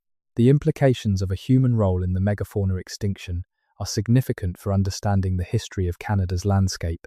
The animals that went extinct were, in many cases, key players in the ecological structure of their environments. Mammoths were landscape engineers, trampling and grazing in ways that maintained certain vegetation structures. Ground sloths may have been important seed dispersers. Horses were grazers whose removal from the North American landscape had effects on vegetation that persisted until their reintroduction by Europeans in the 16th century. The extinction of these animals changed the ecology of Canada in ways that rippled through every subsequent period of human occupation. The people who came after, the people who occupied Canada through the thousands of years between the megafauna extinction and European contact, were adapting to an already altered landscape, a landscape from which some of its original large components had been removed. They developed their ecological knowledge in the context of this depleted fauna, and the sophisticated management practices they developed were partly a response to the challenges of managing resources in a world that had lost some of its original ecological actors. This context matters for understanding the archaeological record. The absence of certain ecological features that might have been present in a fully intact Pleistocene ecosystem is not a sign of the poverty of pre-contact Canadian ecology. It is a sign of a landscape that had already been through significant disruption and had been managed and maintained by human communities, adapting to that disruption over thousands of years. Let us now turn to something that is not prehistoric at all, but that connects to the prehistory in interesting ways. The question of what Europeans actually found when they arrived in Canada, and how that should be interpreted in light of what we now understand about the pre-contact past. The first detailed European descriptions of the peoples and landscapes of what is now Canada date from the 16th century, from the accounts of Jacques Cartier, who explored the Strait St. Lawrence in the 1530s, and from the accounts of Basque and English fishermen who had been working the Atlantic coast for decades before that. These accounts describe a world that is already in some ways deeply marked by the disruptions of the contact period. The epidemics that preceded formal European colonization had been spreading through North American indigenous populations since at least the early 16th century, transmitted through trading networks from the areas of first contact in Florida, the Caribbean, and the Gulf of Mexico. By the time Cartier sailed up the St. Lawrence, the peoples of that region had already been affected by disease in ways that his account does not fully capture. Cartier himself noted the existence of a large fortified town called Hochelaga on the island of what is now Montreal. He described it as a substantial settlement, carefully constructed, with multiple longhouses inside a palisaded enclosure, a community of several thousand people. When Samuel de Champlain visited the same area 70 years later, Hochelaga was gone, not diminished, gone. The St. Lawrence Iroquoians, who had occupied the valley, and who appear in Cartier's accounts as a sophisticated, well-organized people, had vanished from the region by the time of Champlain. They were not there. The land they had occupied was occupied by others, by Algonquian peoples who had moved into the area and who had no explanation for where the St. Lawrence Iroquoians had gone. The disappearance of the St. Lawrence Iroquoians is one of the genuine mysteries of early contact period Canadian history. Various explanations have been proposed. War with neighbouring peoples is one candidate, supported by some evidence of conflict in the archaeological record of the period. Epidemic disease is another, supported by the demographic collapse that was occurring across eastern North America during this period. Absorption into other groups through migration and marriage is a third possibility. The truth is, probably some combination of all three. But the specific dynamics of the disappearance remain unclear. What the disappearance of the St. Lawrence Iroquoians illustrates is something important about the relationship between the pre-contact world and the world that Europeans documented. Much of what Europeans thought they were observing, in terms of the cultures and populations of the land, was already the product of disruption. The world they described was not the pre-contact world, it was the post-disruption world. The cultures they encountered were already adapting, already changing, already responding to forces that had been set in motion by the arrival of European goods, European diseases, and European peoples, even before direct contact was established in many regions. This means that using European accounts as the baseline for pre-contact Canada is problematic. The baseline is wrong. What Europeans found was not what had been there before. It was what remained after the first waves of disruption had already done their work. And the more we understand about those first waves, about the timeline and the scale of the epidemic episodes and the social disruptions they caused, the more we recognize that the pre-contact world was both more populous and more complex than the early European accounts suggest. The population estimates for pre-contact Canada vary enormously. Conservative estimates put the population of what is now Canada at fewer than 500,000 at the time of contact. Revisionist estimates, based on calculations of carrying capacity, on the accounts of early observers, and on the scale of the demographic collapse implied by later population counts, put the pre-contact population at several times that figure.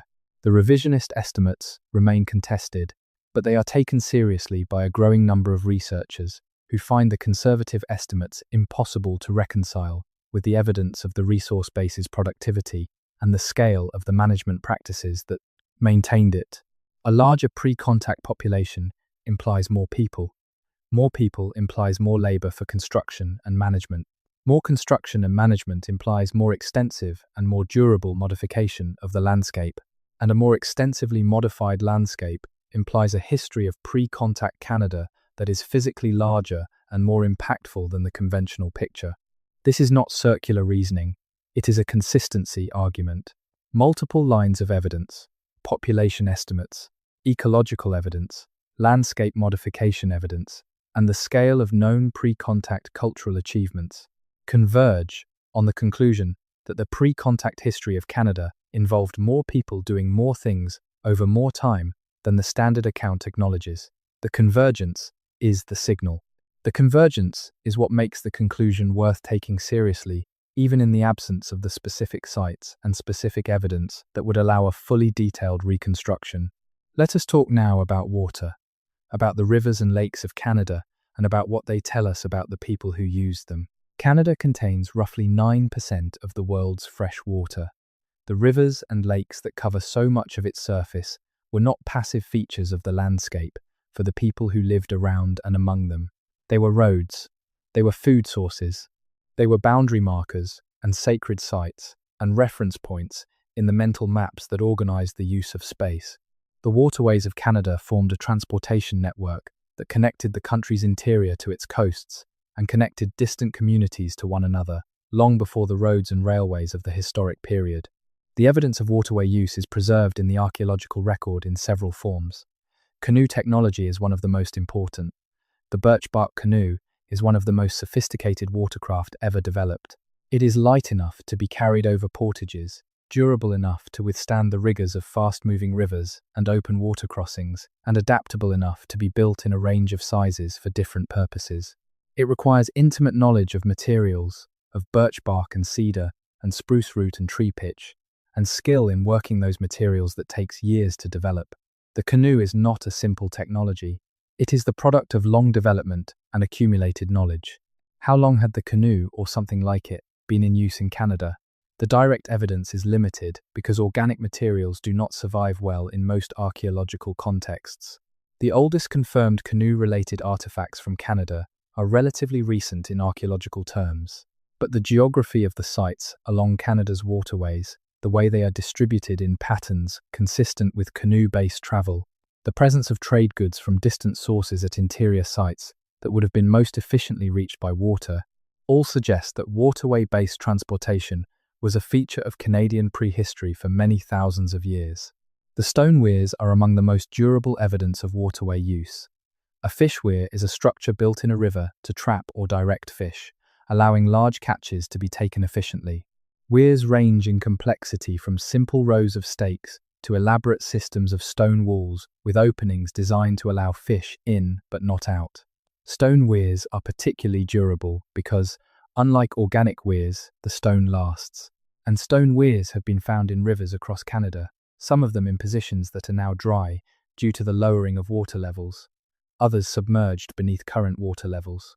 The stone weirs of British Columbia rivers are among the most studied, but examples have been documented in rivers across Ontario, Quebec, and the Atlantic provinces as well. Some of these weirs are old. The stone itself cannot be dated, but the accumulation of organic material around the base of the weir stones and the vegetation that has colonized abandoned weirs sometimes allows age estimates to be made. Some weirs appear to have been in use for many hundreds of years, repeatedly maintained and modified by successive generations of users. They are among the most physically durable examples of the landscape management infrastructure that pre-contact peoples created. The maintenance of a fish weir requires ongoing labor. It requires someone or some community to take responsibility for keeping the structure functional. Weirs get damaged by floods, by shifting sediment, by ice. They require regular inspection and repair.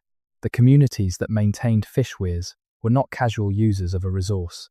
They were managers, with a defined relationship to a specific location and a specific resource that required sustained attention over generations. This pattern of sustained, place-based resource management is one of the things that challenges the simple picture of pre-contact Canadian peoples as uniformly mobile foragers moving opportunistically through an untended landscape. The fish weirs speak to something different. They speak to long-term investment in specific places, to the kind of tenure that creates an incentive for sustainable management, and to a relationship with the landscape that is closer to stewardship than to simple exploitation. The same pattern appears in other forms of resource management. The clam gardens of the British Columbia coast, which have received considerable attention in recent years, are another example. A clam garden is a coastal terracing structure, a low stone wall built along a beach at the low tide line that levels the intertidal zone and creates expanded habitat for clams and other shellfish. The walls trap sediment behind them, gradually building up a flat terrace of ideal clam habitat. Clam gardens are not natural features, they are constructed, they are managed, and they dramatically increase the productivity of the intertidal zone compared to unmodified beach. Clam gardens were built throughout the islands and coastal areas of British Columbia and were also used in some areas of Alaska. Their age is not fully established, but some appear to be at least 1,000 years old, and others may be older. The knowledge required to build them, the understanding of tidal dynamics, sediment behavior, and shellfish ecology that is encoded in the structures, represents a sophisticated form of marine ecosystem engineering. And when you add the clam gardens to the fish weirs, to the salmon weirs, to the managed camas meadows of the interior, to the maintained berry patches, to the deliberately burned landscapes, a picture emerges. A picture of a country that was not a wilderness but a garden of enormous scale, tended over thousands of years by communities with the knowledge and the social organization to manage it sustainably across generations. The garden was not like a European kitchen garden, small and geometrically arranged and composed of domesticated species. It was a landscape garden, a garden that worked with the ecology of the land rather than imposing a foreign structure on it. But it was a garden nonetheless. It was managed, it was maintained, and its productivity was not natural. It was the product of human knowledge and human labor. Recognizing this changes the story of pre-contact Canada in a fundamental way. It changes the story from one about people living in a natural world to one about people creating a world. And it changes the mystery of the foundations beneath Canada from a mystery about ancient structures to a mystery about an entire system of landscape management whose full extent and full history we are only beginning to understand. Now let us go further into the specifics, into the particular places and particular features that make the strongest case for the complexity and the antiquity of the Canadian pre-contact past. Let us go to Manitoulin Island. Manitoulin Island in Lake Huron is the largest freshwater island in the world. It is also one of the archaeologically richest places in Canada, with a record of human occupation that extends back at least 10,000 years. The island sits at a geographic crossroads, accessible by water from multiple directions, and it served, for much of its history, as a meeting place, a location where groups from different traditions encountered one another in a context that facilitated exchange. The archaeological record of Manitoulin reflects this crossroads character. Over its 10,000 years of documented occupation, the island has received material from an enormous range of sources: copper from Lake Superior, chert from quarries in Ohio, marine shells from the Gulf of Mexico coast, obsidian from sources in Idaho and Wyoming. These are not local materials. They are materials that arrive through trade networks of remarkable geographic extent. Networks that move goods across thousands of kilometers through exchange relationships between communities who never met directly, the exchange moving hand to hand across a chain of intermediaries. The presence of these materials at Manitoulin Island is not unique to Manitoulin. Many sites across the Great Lakes region have produced similar long-distance trade goods, but Manitoulin is particularly illustrative because of the richness and continuity of its record, and because the island's nature, surrounded by water, creates a kind of natural laboratory where the comings and goings of materials and peoples can be studied with some clarity. The trade networks implied by these materials are not simple. They require cooperation between communities that may have spoken different languages and had different cultural traditions. They require some framework of trust and reciprocity that allows goods to move across boundaries without being seized. They require knowledge of where things come from and what they are worth. They require, in short, a level of social and economic organization that goes well beyond what a simple foraging lifestyle implies. The Pan-American nature of these trade networks, the way they connected communities from the Gulf Coast to the Arctic, from the Pacific to the Atlantic, is one of the most striking features of North American prehistory. It suggests that the continent was not a collection of isolated, ignorant communities, each struggling to survive in its own small territory, but a network of connected peoples with sophisticated mechanisms for exchange and communication. The connections were not always peaceful. There were wars, raids, conflicts that disrupted the networks and drove their evolution, but the networks were real and they were of long standing. The question of when these networks began is not clearly answered by the current evidence. The oldest unambiguous evidence of long-distance trade in Canada, the materials that can only have arrived through exchange, dates to the Archaic period, roughly between 8,000 and 3,000 years ago. But the logic of exchange, the social and economic conditions that make it advantageous, may well predate its archaeological visibility. Materials that were traded might have been organic materials that left no trace. The social relationships that made exchange possible might have existed long before the first durable trade goods appear in the record. Let us now address something that sometimes enters discussions of pre-contact Canadian history, but is rarely handled carefully. The question of transoceanic contact other than the Norse. The Norse contact at Lens or Meadows is firmly established by archaeology and cannot be seriously doubted. The site has been excavated, dated, analysed, and studied in detail. The Norse were in Newfoundland around 1000 CE. They built structures there. They stayed for at least a few years, possibly longer. They left. Beyond the Norse, the evidence for transoceanic contact before Columbus becomes progressively less secure. But the question is worth taking seriously, because the oceans are not the barriers they are sometimes imagined to be. Pre-industrial peoples were capable of ocean crossings.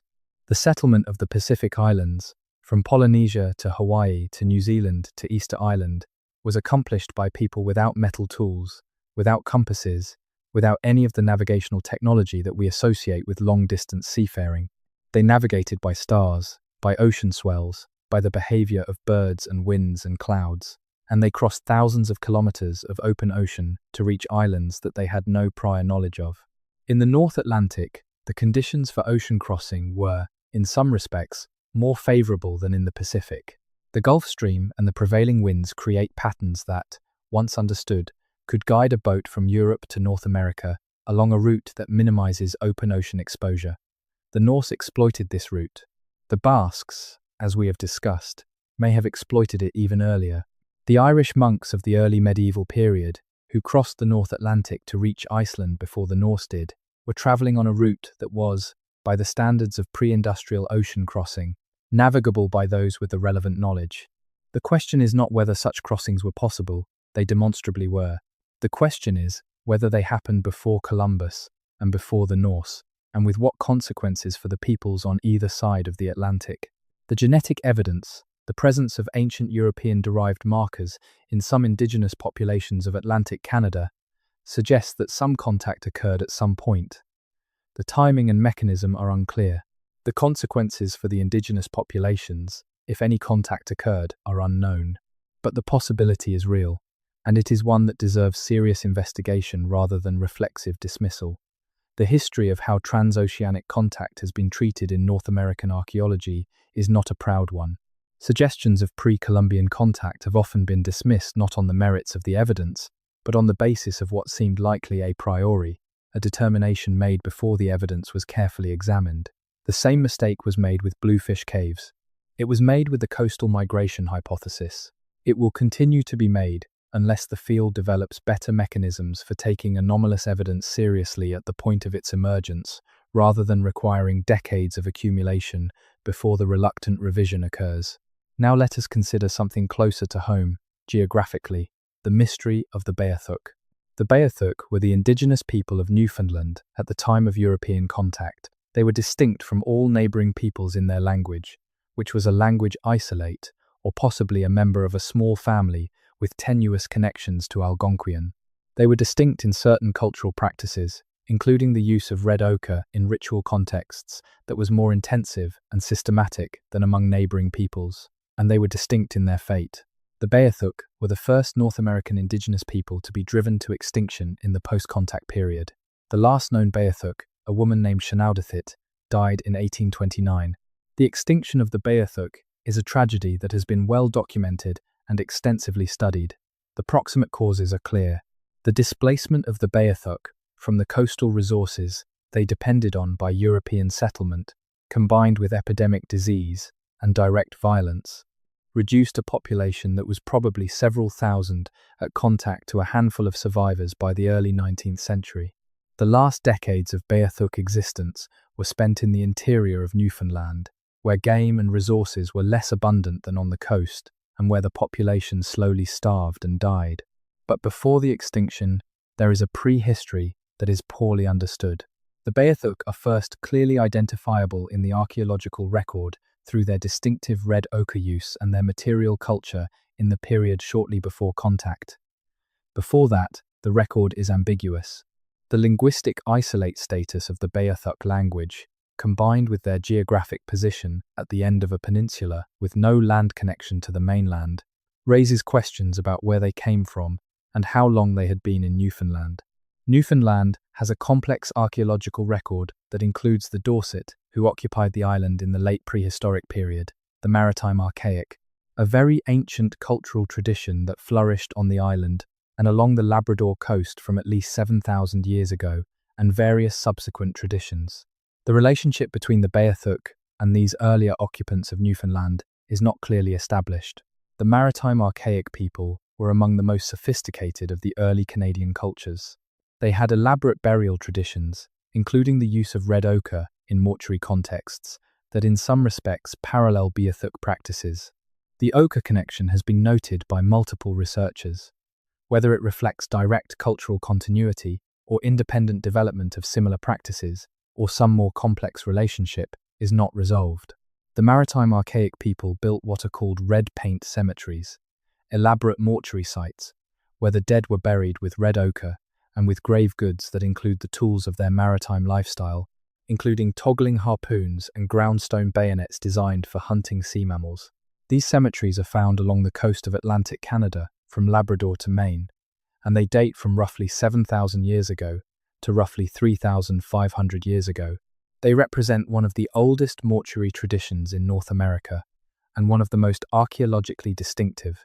The red paint culture, as it has been called, raises its own questions. The sophistication of the mortuary practices, the investment of labor and material wealth in elaborate burials, implies a social organization that valued the management of status and the commemoration of the dead in ways that we usually associate with complex societies. And the maritime technology implied by the grave goods, including tools designed for hunting sea mammals from watercraft, implies boats and the seamanship to use them in the challenging waters of the North Atlantic. Some researchers have noted that the red paint culture of the maritime archaic and the approximately contemporaneous red paint graves found in Scandinavia share certain features that are unusual enough to suggest some kind of connection. The Scandinavian red paint sites are associated with a culture called the pitted ware culture, which occupied parts of Scandinavia from roughly 5,000 to 4,000 years ago. The similarities include the use of red ochre in burials, certain stone tool types, and an emphasis on maritime hunting. The geographic distance between maritime Canada and Scandinavia is large, but the North Atlantic was, as we have discussed, not an absolute barrier. And the similarities, if genuine, are the kind of thing that demands an explanation, even if the explanation is not immediately obvious. This is the nature of the mystery. It is not a single smoking gun. It is an accumulation of observations, each individually ambiguous, but collectively pointing toward a past that was more connected, more complex, and more surprising than the standard model allows. Each observation, taken alone, can be explained away. The ochre similarities might be coincidence. The genetic markers might be explained by later contact. The Dorset carvings might not represent Norse visitors. The Bluefish Caves dates might be contaminated. The coastal footprints might be young. Each individual explanation is possible, but the cumulative weight of so many things that need explaining, pointing in similar directions, cannot be dismissed as easily as any individual piece. Science works by accumulation. Theories survive until the accumulation of contrary evidence becomes too large to ignore. The standard model of North American prehistory, with its late arrival date, its simple cultural sequences, its limited pre-contact complexity, is under accumulating pressure from exactly this kind of contrary evidence. The model has not collapsed, but it is bending, and the bending is accelerating as new technologies reveal new evidence and as new frameworks allow the existing evidence to be interpreted more fully. What will the revised model look like? That is not yet clear, but some of its features are already visible. It will place humans in North America earlier than the conventional model. The specific date is not yet established with confidence, but the floor is almost certainly at least 20,000 years ago and maybe older. It will recognize a greater complexity and diversity of pathways into the Americas, not just the ice-free corridor but also coastal routes along both the Pacific and possibly the Atlantic margins. It will acknowledge a larger pre-contact population than the conservative estimates allow. It will document more extensive landscape modification than previous models recognized. It will incorporate indigenous oral traditions as a source of historical data, imperfect and requiring careful interpretation, but genuine data nonetheless. And it will be more honest about the scale of the disruption that European contact caused, and about the ways in which that disruption has obscured the record of what came before.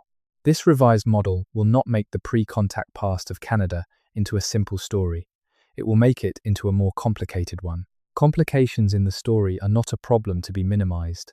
They are a reflection of the reality of a human past that was genuinely complex, genuinely long, and genuinely remarkable.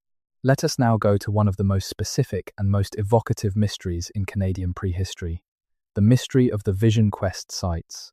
Across the mountains and plateau regions of British Columbia, in the high country above the tree line, and along ridges with long views over valleys and plains, there are sites that archaeologists classify as Vision Quest sites. The classification is based on analogy with the documented practice of vision questing among many indigenous peoples of the region, the practice of going to a remote, exposed location and spending time alone, fasting and waiting for a spiritual experience. Vision quest sites are identified by the presence of stone structures, typically small enclosures or rock piles that would have provided minimal shelter or served as markers, and by their locations, which are consistently in exposed, high visibility settings that would be uncomfortable for habitation, but powerful as locations of spiritual experience.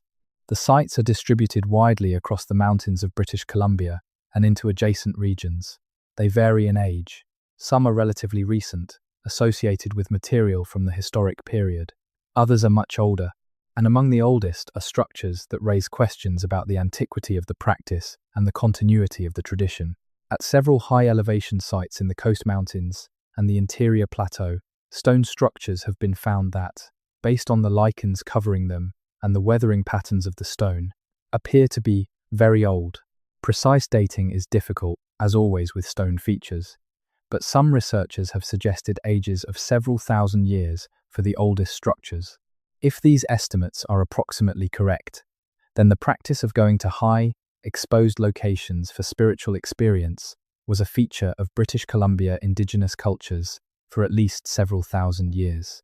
This is a significant observation for several reasons.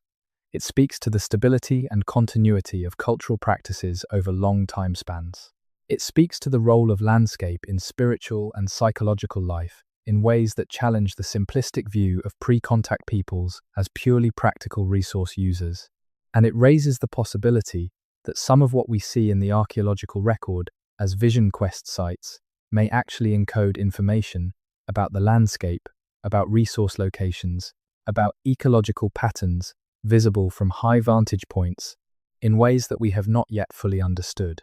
The vision quest tradition is not unique to British Columbia or to Canada. High elevation sites with similar characteristics have been documented across the western mountains of North America, from the American Southwest to the Arctic.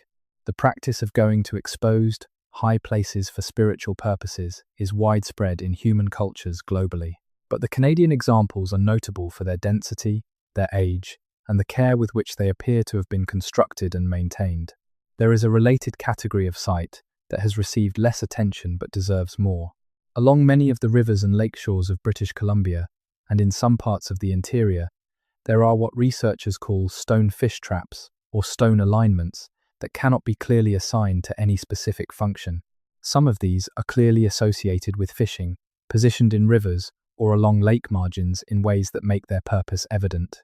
But others are in locations and configurations that do not fit the fishing trap interpretation. They are in exposed locations. They are geometrically arranged in ways that suggest something other than simple functional construction, and their relationship to the vision quest tradition, both thematically and geographically, is suggestive. Could some of these sites encode astronomical information? Could some of them be astronomical observatories, built by people who were watching the sky with the same care and sophistication that they were watching the landscape? The medicine wheel tradition of the prairies, as we discussed, includes astronomical alignments. There is no reason in principle why similar traditions could not have existed in other parts of Canada, in forms adapted to local landscape and cultural context. The honest answer is that we do not know. The investigation of possible astronomical alignments at non-prairie sites in Canada has been limited. The cultural knowledge that might illuminate the function of these sites has in many cases been reduced by the disruptions of the contact period, and the field of archaeoastronomy, the study of astronomical knowledge in ancient cultures, has been applied to Canadian sites, much less systematically than it has been applied to sites in other parts of the world. This is a gap that could potentially be filled. It would require interdisciplinary work, combining archaeological survey and dating with astronomical analysis and with engagement with the indigenous cultural traditions of the region. It would require time and resources and the kind of collaborative relationship between researchers and indigenous communities that is becoming increasingly recognized as both ethically necessary and scientifically productive.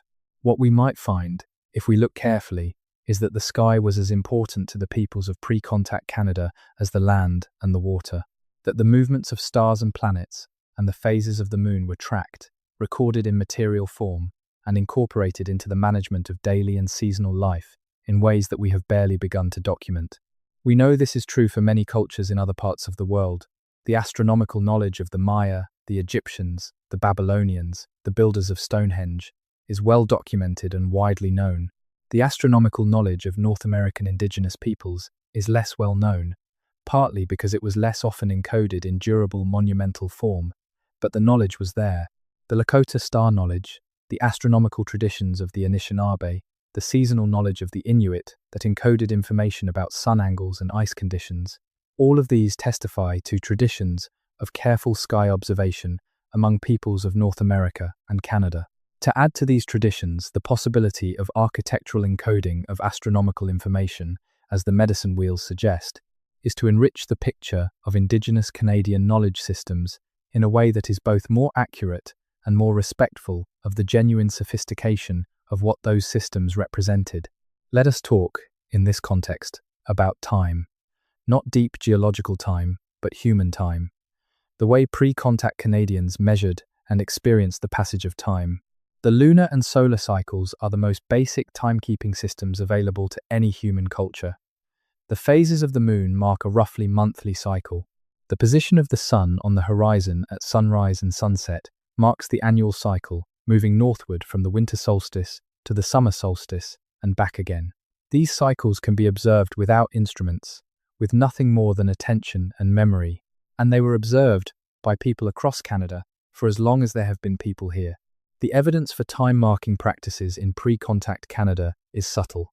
It includes things like the deliberate placement of structures to capture the light of the sun at specific moments in its annual cycle, a phenomenon documented at medicine wheel sites and at some petroglyph sites. It includes the decorative notation on bone and antler artifacts, series of marks that some researchers interpret as tally systems, recording the phases of the moon or other cyclical phenomena.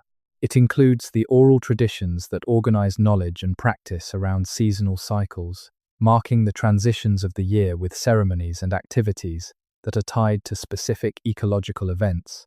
The return of the salmon, the flowering of particular plants, the migration of geese. These practices are evidence of a relationship with time that is different from the modern relationship, but not simpler. Keeping track of time without instruments, maintaining knowledge of seasonal cycles, and using that knowledge to coordinate the activities of a community requires a level of cognitive and social sophistication that is easy to underestimate. The peoples of pre-contact Canada were not living outside of time. They were living inside a sophisticated understanding of time that was adapted to their environment and their needs. The implications of this for the question of the mysterious foundations are significant. If the pre-contact peoples of Canada had sophisticated timekeeping traditions, astronomical knowledge, and the practice of encoding that knowledge in architectural form, then the structures we find in the landscape are not just the remnants of practical construction. They are records. They are libraries built in stone and earth and aligned with the sky. And reading them, understanding what they were meant to record and to transmit, is part of the larger task of understanding the pre-contact past in its full complexity. We are beginning to develop the tools for that reading. The same technologies that have revealed the extent of pre-contact earthworks, the LiDAR surveys, and the satellite imagery, are also capable of identifying the geometric relationships between structures that might encode astronomical information. The collaboration between archaeologists and astronomers that has produced significant results at sites in Europe and the Middle East can potentially be applied to sites in Canada. The engagement with Indigenous knowledge holders, who may retain traditions that illuminate the meaning of structures whose function is otherwise unclear, is becoming more systematic and more productive. The reading of the landscape library is underway. It is slow. It is complicated by the disruptions of the past 5 centuries, the demographic collapse, the forced suppression of cultural practices, the burning of knowledge, but it is underway, and each year brings new findings that add to the picture. Let us spend some time now with the most recent and most dramatic of those findings, the ongoing revolution in ancient DNA research and what it is revealing about the deep human history of Canada. Ancient DNA research, the analysis of genetic material extracted from archaeological human remains, has transformed our understanding of human prehistory over the past decade. The technical challenges of extracting and analyzing ancient DNA, which degrades over time and is often contaminated by the DNA of microorganisms and of the researchers who handle the remains, have been largely overcome through the development of new laboratory protocols and analytical methods. The result is a cascade of findings that are rewriting the human family tree with unprecedented resolution. For the Americas, the ancient DNA revolution is particularly significant. In North America and Canada specifically, it is revealing patterns of population movement, population replacement, and genetic exchange that the conventional archaeological record had not clearly shown. Some of these patterns confirm the broad outlines of what was known, Others are genuinely surprising. Among the most significant findings is the identification of what researchers have called the Ancient One, the skeletal remains found at Kennewick, Washington in 1996 and dated to approximately 9,000 years ago, which was initially thought to be genetically unrelated to modern Native Americans. Subsequent ancient DNA analysis showed that this individual was, in fact, genetically most closely related to modern indigenous peoples of the Americas, and specifically to peoples of the Pacific Northwest coast. The finding resolved a long dispute about the ancestry of early Americans and strongly supported the view that the indigenous peoples of the Americas descend primarily from a single founding population that entered the Americas from Beringia. But more recent ancient DNA findings are complicating the simple single founding population story. There is evidence of multiple waves of population movement from Beringia into the Americas, with different waves contributing different genetic components to different populations. There is evidence of later population replacements within the Americas, in which one group of people was substantially replaced by another, leaving the genetic legacy of the earlier occupants only as a minor component of later populations. And there is the puzzling evidence, mentioned earlier, of genetic markers in some indigenous populations whose closest matches are found in populations from outside the Americas, markers whose presence requires some explanation other than the standard model. Some of these markers have been explained by the detection of ancient Australasian genetic signatures in some Amazonian and other South American populations, a finding that was initially dismissed as laboratory artifact, but has now been confirmed in multiple independent analyses. The mechanism by which an Australasian genetic signature entered the Americas is debated.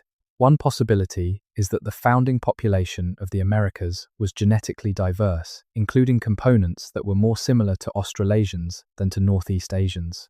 Another is that there was a separate, earlier migration from Asia that carried different genetic components than the primary founding migration.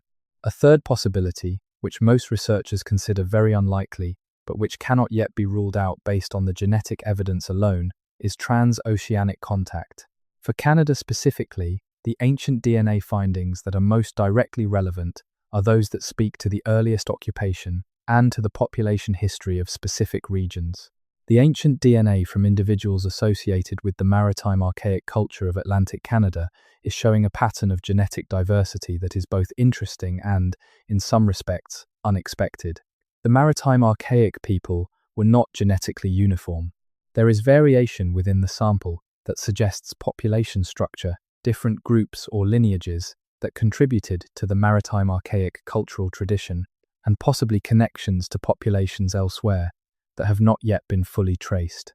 The ancient DNA from early Pacific coast populations is similarly showing a pattern of diversity that is consistent with a long period of in-place development. The genetic signatures of early coastal people in British Columbia are not simply those of recent migrants from Beringia. They show patterns of differentiation that imply a substantial period of local development that occurred in a region, the Pacific Coast Refugium, that was inhabited during the glacial maximum, and that may have served as the source for subsequent colonization of the interior. These findings are still being analyzed and interpreted. The ancient DNA databases for Canada are smaller than those for some other regions of the world, simply because fewer samples have been collected and analyzed. But the trajectory of the findings is clear. The deeper we look, the older and more complex the genetic history of Canada becomes. And the older and more complex the genetic history, the older and more complex the cultural history that it implies. Now let us come to something that ties many of these threads together. The question of what it means to say that something is a mystery. The word mystery can mean many things. It can mean something that is genuinely unknown and possibly unknowable. It can mean something that is unknown at present, but that could in principle be resolved with more evidence. It can mean something that has been deliberately obscured. And it can mean something that seems mysterious because the framework we are using to interpret it is inadequate to the reality it is trying to describe. The mysterious foundations beneath Canada are, in most cases, mysteries of the second and fourth kinds. They are things that are not yet known because the investigation has not been thorough enough, the tools not sensitive enough, the frameworks not flexible enough. They are not permanently mysterious. They are provisionally mysterious, waiting for the right combination of evidence, method, and interpretive framework to make them legible. The process of making them legible is ongoing. It is happening in laboratories where ancient DNA is being extracted and analyzed. It is happening in boats where researchers are surveying the floors of lakes and coastal shelves. It is happening in the offices of linguists, who are documenting and analyzing endangered indigenous languages before their last speakers die. It is happening in the conversations between archaeologists and indigenous knowledge holders who are finding ways to combine Western scientific methods with indigenous ways of knowing to produce understandings that neither could generate alone. The process is slow. It is impeded by funding limitations, by jurisdictional complications, by the continuing effects of the historical relationship between the Canadian state and Indigenous peoples. It is sometimes resisted by people who have a stake in the simpler version of the story, people for whom the complexity of the revised picture is threatening rather than exciting. But it is underway, and it is producing results. The mystery of the foundations beneath Canada is not a single revelation waiting to happen. It is a process of gradual illumination, of darkness slowly retreating in the face of better tools and better questions. Each year, the darkness retreats a little further. Each year, some corner of the pre-contact past becomes a little clearer. Each year, the picture of the people who shaped this land and the sophistication of what they built and knew and maintained comes a little more into focus. And what is coming into focus is not alien or inexplicable. It is human, deeply, recognizably human. People in a landscape, making sense of their world, building the things they needed, maintaining the systems that sustain them, remembering what needed to be remembered, and teaching it to those who came after. They did this for tens of thousands of years. They did it with tools and methods that were appropriate to their time and their place. They did it in a landscape that they understood at a level of intimacy that most modern people can barely imagine. And they left traces of all of it, in the ground, in the water, in the sky-aligned structures, in the managed forests, in the oral traditions, in the bones of the dead who carry in their DNA the signatures of the journeys they made and the lives they lived. We are the ones who have to learn to read those traces. We are the ones who have to develop the patience and the humility and the tools to hear what the foundations are saying. Because the foundations are talking. They have been talking for a very long time, and we are only now, slowly, beginning to listen. There is a small lake in the interior of British Columbia, in a region that has been inhabited since at least the early Holocene, where the sediment cores extracted from the lake bed tell a story in pollen and charcoal and organic chemistry that spans 10,000 years of human modification of the surrounding landscape. The story is not dramatic in any single moment. It is quiet. It is incremental.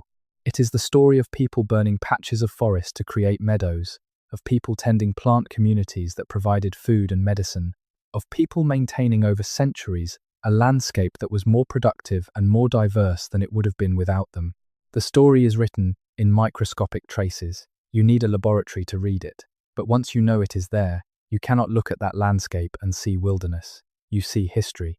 You see 10,000 years of human intention made manifest in pollen and charcoal and soil.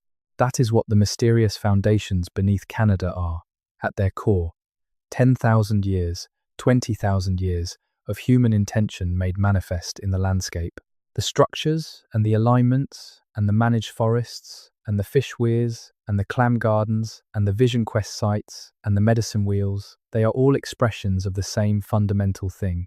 People paying attention, people making choices, people building and maintaining and teaching and remembering, people doing the things that humans do, which is to take the world as they find it and make it into something that reflects their needs and their values and their understanding.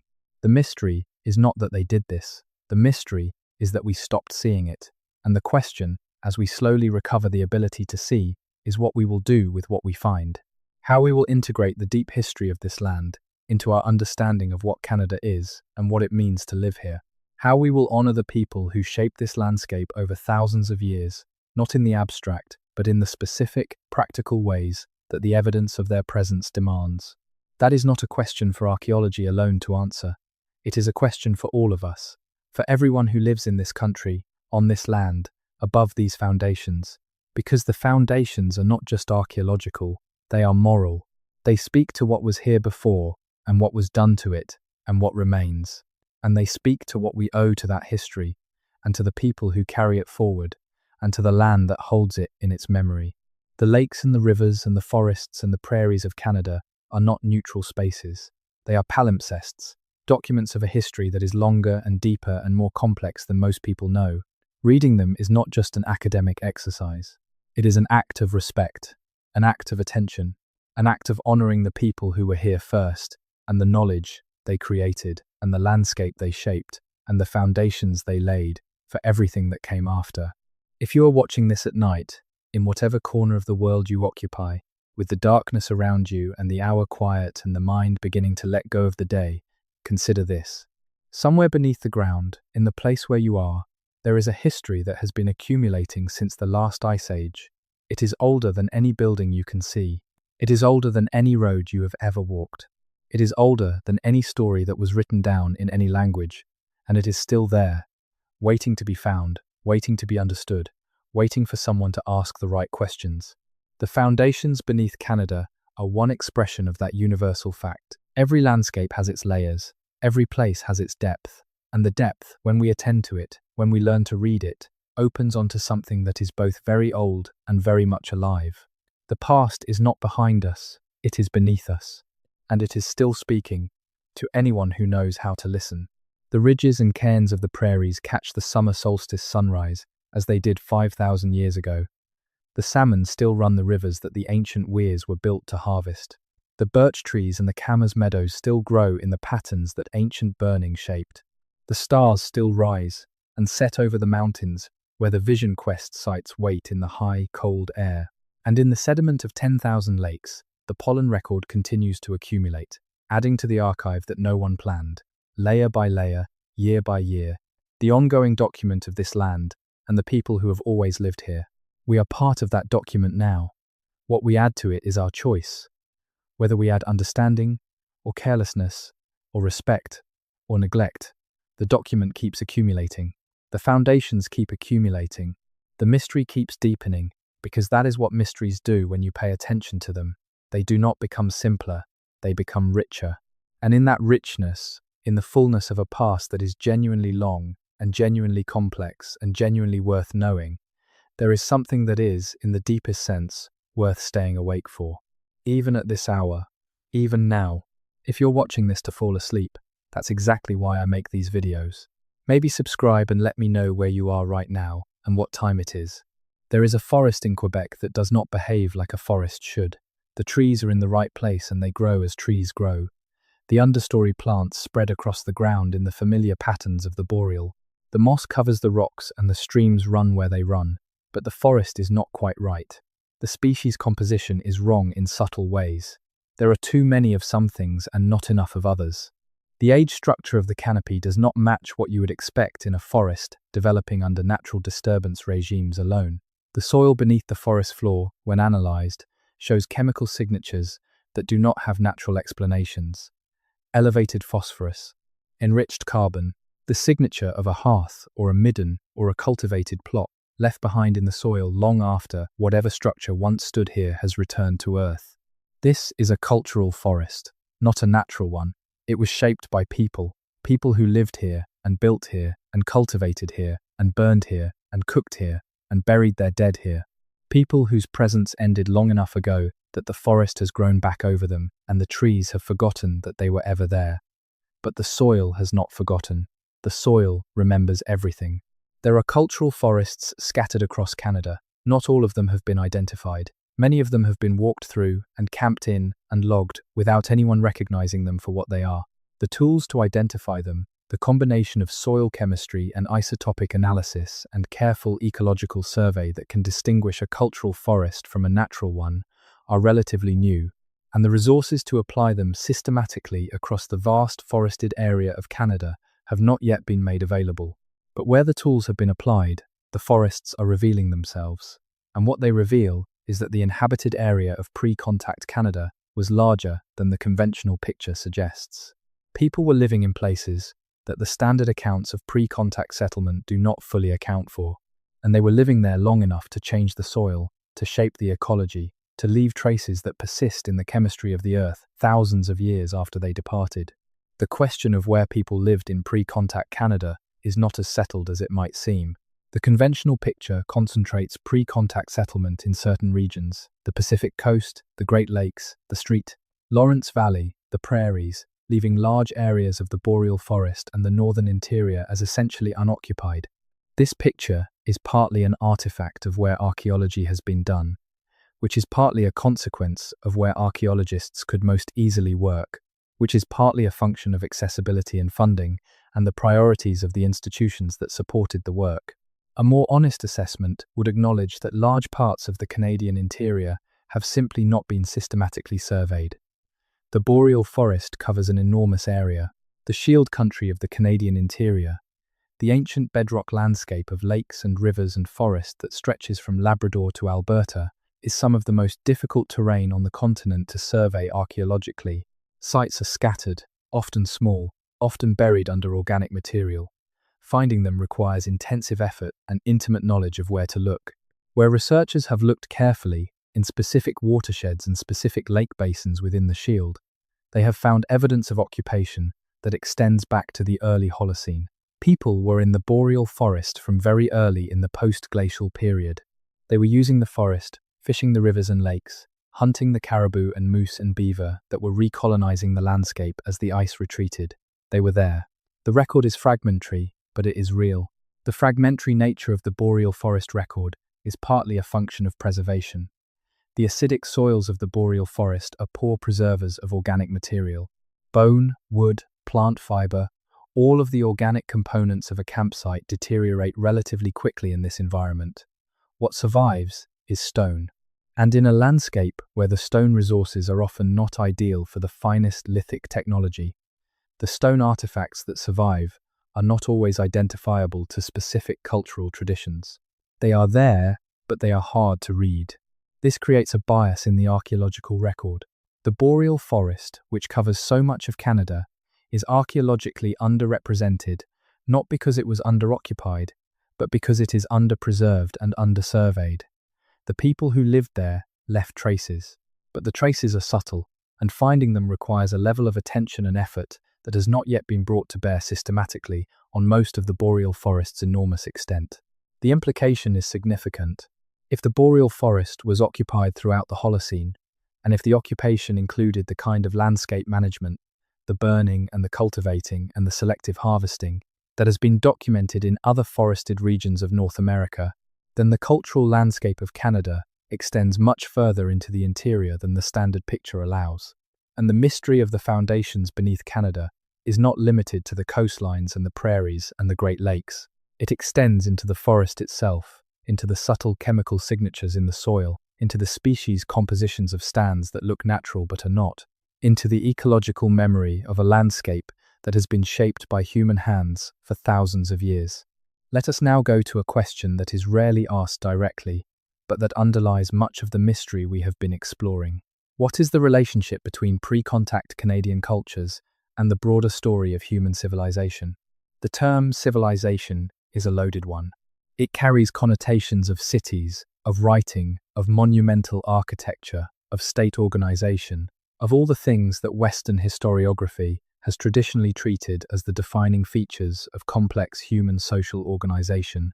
In this framework, pre-contact Canadian cultures are typically placed outside or below civilization, in a category of hunter-gatherers or at most simple horticulturalists who had not yet achieved the level of social complexity that deserves to be called civilized. This framework is increasingly recognized as inadequate. The features that Western historiography uses to define civilization, cities, writing, monumental architecture, are themselves culturally specific. They are the features that were prominent in the civilizations of the ancient Middle East and Mediterranean, the ones that Western scholarship built its models on, but they are not universal requirements for social complexity or for the kinds of achievements that the word civilization is meant to recognize.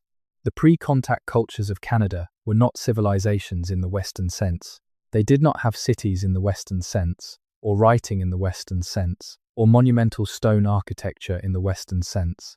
But they had equivalents, functional equivalents, that served the same purposes in their cultural contexts. They had large settlements.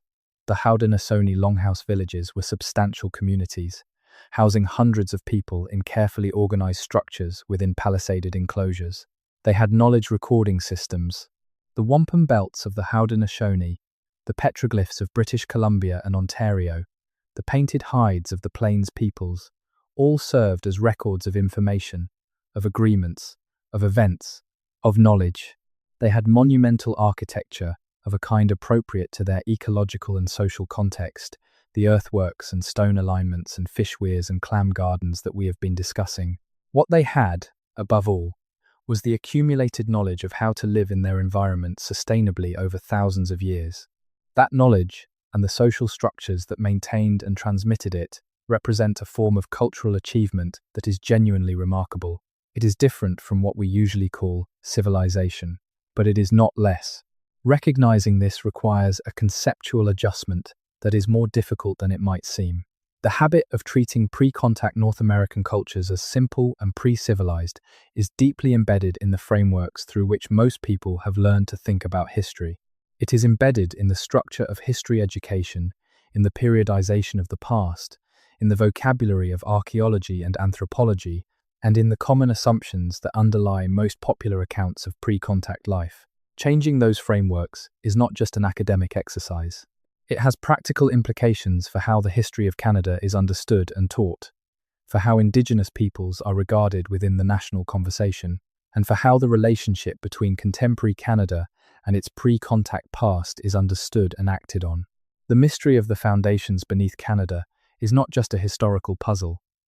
It is a challenge to a way of seeing, and meeting that challenge requires more than new data. It requires new eyes. Let us talk now about the specific mystery of the Thunderbird, or rather, about what the Thunderbird tells us about the sophistication of pre-contact knowledge systems and about the way that knowledge was preserved and transmitted. The Thunderbird is one of the most widespread and most powerful figures in the mythological traditions of North American Indigenous peoples. It appears in the traditions of nations across the continent, from the Pacific Northwest to the Great Plains to the eastern woodlands to the Arctic. Its specific characteristics vary from tradition to tradition, but certain features recur. The Thunderbird is associated with storms, with lightning and thunder, with rain and wind. It is an enormous bird, capable of generating atmospheric phenomena with the beating of its wings. It is a powerful being, often involved in conflict with equally powerful forces, sometimes associated with order and protection, sometimes with danger. The Thunderbird is usually interpreted by Western scholars as a mythological figure, a personification of atmospheric phenomena in the kind of narrative form that all human cultures use to make sense of the forces of the natural world. This interpretation is not wrong, but it may be incomplete. There is a body of research, not widely known outside of specialist circles, that argues that the Thunderbird tradition may encode genuine empirical observations about an extremely large bird, or a group of related large birds, that was present in North America during the late Pleistocene and early Holocene. The candidate species most often discussed is the Teratornis incredibilis, an extinct vulture-like bird with a wingspan of up to 6 meters, which is known from fossil remains in North America and which may have survived into the early Holocene, overlapping with the earliest human occupants of the continent. The Teratornis and related teratorns were real birds. They were spectacularly large. A bird with a 6-meter wingspan, seen overhead against the sky, would have been a genuinely impressive and memorable sight. And the Thunderbird traditions describe, consistently across cultures separated by great distances, a very large bird associated with the sky and with powerful atmospheric phenomena. The association with atmospheric phenomena might reflect the fact that very large birds, like the condors that are the living relatives of the teratorns, often fly in association with thermal activity, the rising columns of warm air that allow them to soar without significant wing flapping.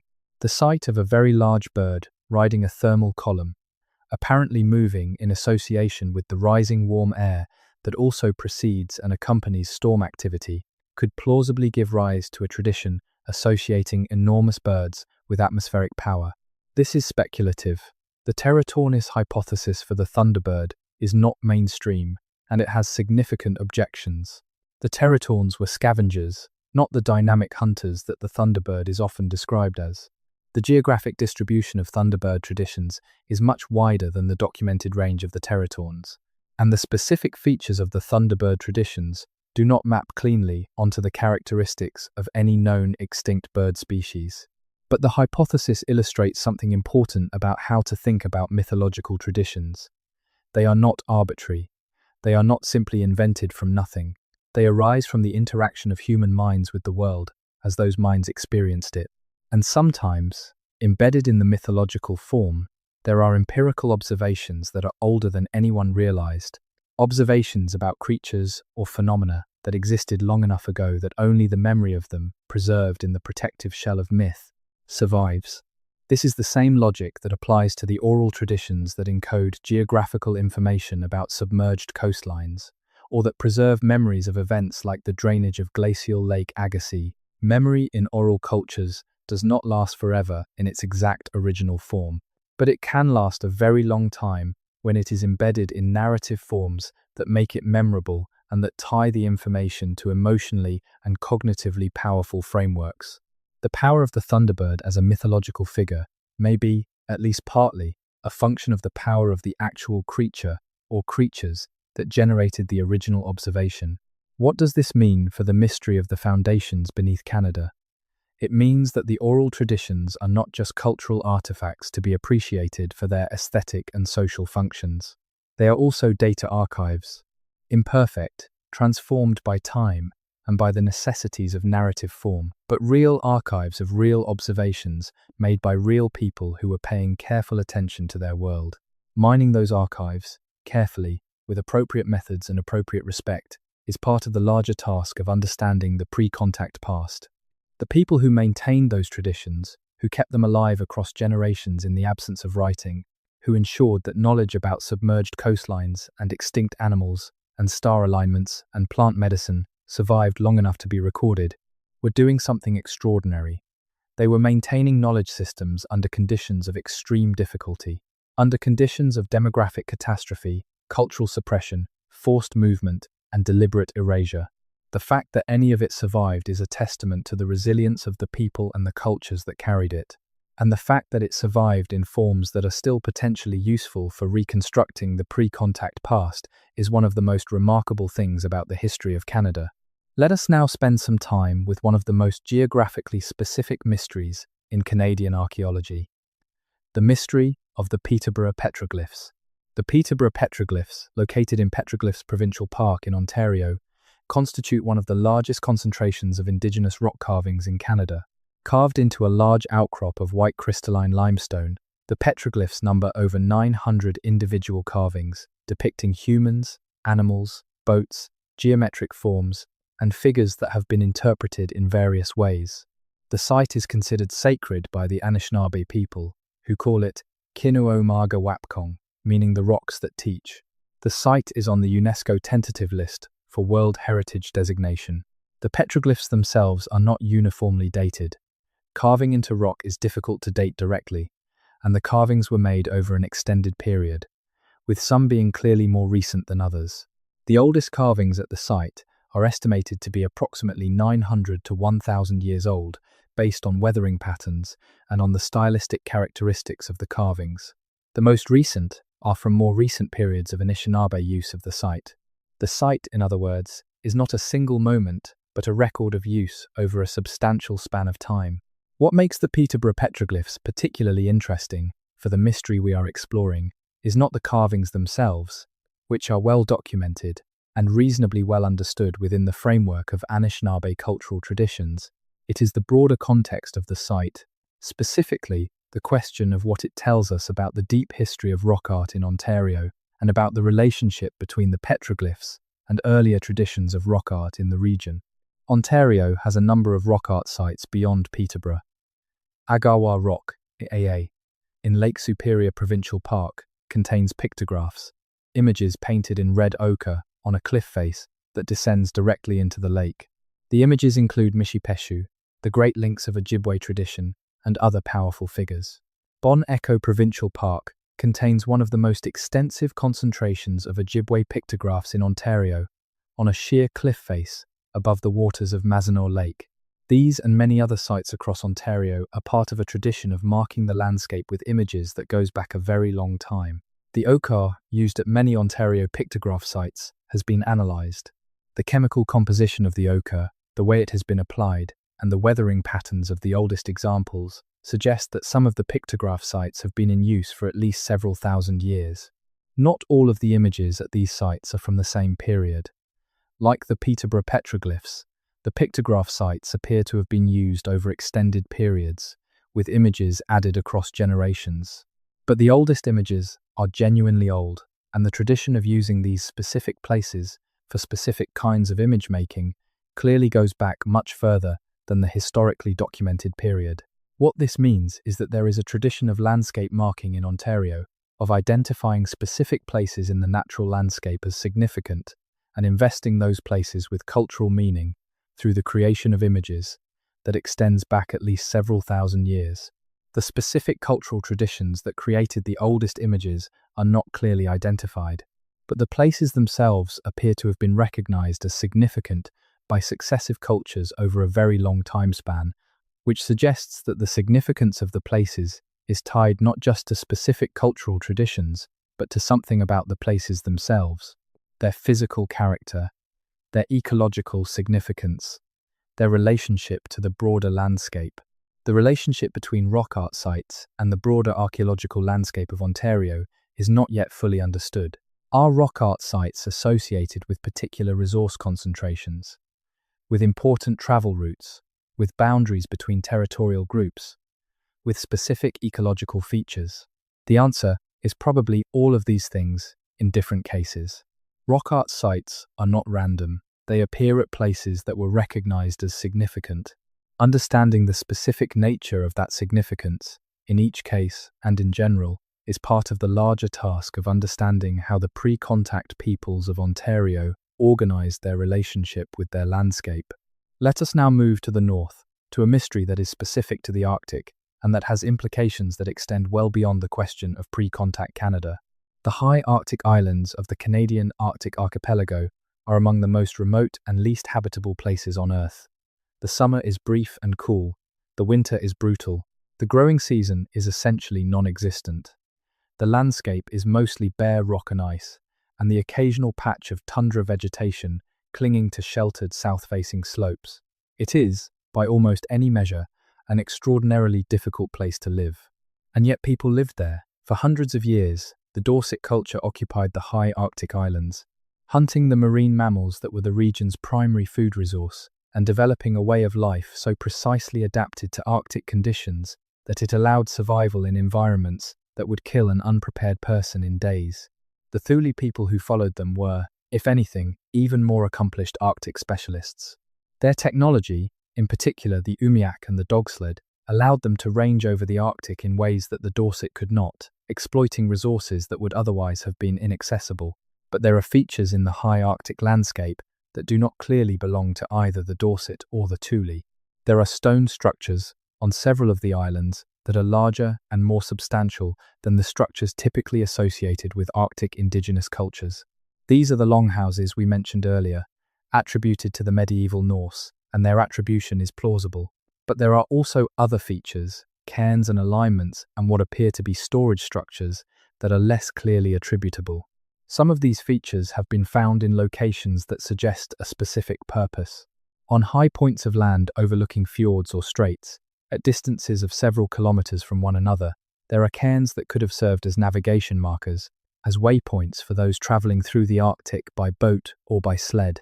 If they served this function, they imply a comprehensive knowledge of the Arctic landscape, a mapping of the territory that was embedded in the physical landscape in the form of built structures. Navigation in the Arctic, especially by boat in the ice-choked waters of the archipelago, is extraordinarily demanding. The ice moves. The weather changes rapidly. The distances are immense. To travel safely through these waters requires not just skill and courage, but a detailed, comprehensive knowledge of the geography, the ice patterns, the currents, and the landmarks. This knowledge was possessed by both the Dorset and the Thule, who travelled through the Arctic in boats and sleds. And the knowledge may have been partially encoded in the landscape, in the cairns and alignments that could guide travelers through difficult terrain in conditions of limited visibility. If this interpretation is correct, and it is speculative, then the stone structures of the high Arctic are not just the remnants of settlements and camps. They are a navigation system, a distributed infrastructure of markers that made safe travel through one of the most dangerous environments on Earth possible. They represent an engineering achievement of a very particular kind, one that required comprehensive geographic knowledge, the ability to build in extreme conditions, and the social organization to maintain and use a system that extended over an enormous geographic area. This kind of interpretation of structures as functional infrastructure rather than just domestic architecture is one of the ways in which the archaeological record of the Arctic can be read more fully, not just asking what the people were doing at any single site, but asking how the sites relate to one another and what larger system they formed part of. The same interpretive approach can be applied to other regions of Canada. The medicine wheels of the prairies, seen not as isolated structures, but as a distributed network of sites, form a system whose full extent and whose spatial logic has not yet been mapped. The petroglyphs of Ontario, seen not as individual images on individual rocks, but as a distributed network of marked places, form a system whose geographic organization and whose relationship to patterns of movement and resource use has not been fully explored. The clam gardens of the British Columbia coast, seen not as individual features, but as an integrated system of intertidal management extending along the coast, represent a spatial logic of resource management that has only recently begun to be documented at its full geographic scale. Thinking about pre-contact Canadian landscapes at the system level, rather than at the level of individual sites, is one of the most productive shifts that contemporary archaeology is making. It allows the significance of individual features to be understood in relation to the larger pattern they are part of. And it allows questions to be asked about the spatial logic of the past, about how people organized their use of space and how that organization was embedded in the physical landscape that individual site studies cannot address. This shift in perspective also changes the nature of the mystery. It transforms the mystery from a collection of puzzling individual features into a mystery about systems, about how large, complex, spatially distributed systems of human organization were built and maintained across the enormous geographic scale of the Canadian landscape, about what kinds of knowledge and social organization such systems required, and about what happened to them, how they came apart or were transformed or were lost during the disruptions of the contact period and the centuries that followed. The systems were real. The evidence for them is accumulating. Understanding them fully is the work of the coming decades, possibly the work of the coming century, but the work is underway. And each new piece of evidence, each new site discovered, each new oral tradition engaged with, each new ancient DNA analysis completed, adds to the picture. Consider the trail systems. Pre-contact North America was crisscrossed by a network of trails, routes that connected communities to resources, to each other, and to the larger geographic context of the continent. Some of these trails have been documented. The great trails of the interior, the routes along which trade goods moved and people traveled, are partially recorded in the historical accounts of the early contact period, in the routes that fur traders and explorers used, which were often themselves indigenous trails that had been in use for centuries or millennia. But the documentation is incomplete. Many trails were not recorded before they were lost, either because the people who used them were dispersed or destroyed before they could be documented, or because the trails themselves were so thoroughly incorporated into later road systems that their pre-contact nature became invisible. The trail that became a dirt road, that became a paved road, that became a highway, is still, at some geological level, the ancient trail. But the archaeological continuity is difficult to establish. In some places, the ancient trails can still be identified. In forests, where a path has been used for a very long time, the vegetation pattern is different along the trail corridor. The soil is compacted. The species composition reflects the disturbance history of the trail. In open country, ancient trails sometimes remain visible as linear depressions in the landscape, or as linear patterns in vegetation that reflects differential drainage or soil chemistry along the trail. The technology of LiDAR has proven useful for identifying trail features in forested environments where the canopy obscures the ground surface from visual observation. The trail systems of pre-contact Canada when their full extent is eventually mapped, will reveal something fundamental about the social geography of the pre-contact world. They will show how communities were connected, which routes were most heavily used, where the nodes of exchange and gathering were located, and how the organization of space at the landscape scale reflected the social and economic priorities of the cultures that created it. They will show, in other words, the skeleton of the pre-contact world, the underlying structure of connections and movements and relationships that gave the world its shape. That skeleton is still there, in the ground and in the vegetation and in the soil chemistry of the places that people walked for thousands of years. It is waiting to be fully mapped. And when it is mapped, the mystery of the foundations beneath Canada will be illuminated in ways that no individual site study, however detailed, can achieve. Let us return, for a moment, to the beginning of this conversation, to the fact that there is something beneath Canada that no one fully talks about, that keeps showing up in places where nothing should be. That does not fit any story that has been officially sanctioned as the authorized version of the past. That unauthorized version is what we have been exploring for the past several hours, and what it shows is not a single hidden truth that has been suppressed by a conspiracy of silence. It shows, instead, a past that has been underestimated by people who were not looking carefully enough, not asking the right questions, not bringing the right tools to bear. A past that is revealing itself, gradually and sometimes dramatically, as better questions get asked and better tools get applied. The foundations beneath Canada are real, they are complex, they are far older and far more extensive than the conventional picture suggests. They were built and maintained by people of genuine sophistication, people who understood their world at a level of intimacy and depth that we are only beginning to appreciate. And they were disrupted, partially obscured, and in many cases lost, by the catastrophic events of the contact period and its aftermath. The mystery is not that these things exist. Of course they exist. People have been here for a very long time. The mystery is that we are only now learning to see them clearly, and that the seeing is still so incomplete. The mystery is the gap between what was and what we know, and the challenge is to close that gap with all the patience and intelligence and respect for the evidence that the task demands. The land is patient. It has been keeping these secrets for thousands of years. It will keep them for as long as we fail to ask. But when we ask, when we look with the right tools and the right frameworks and the right humility, it answers. The pollen cores answer. The ancient DNA answers. The soil chemistry answers. The oral traditions answer. The alignments of stones under the prairie sky answer.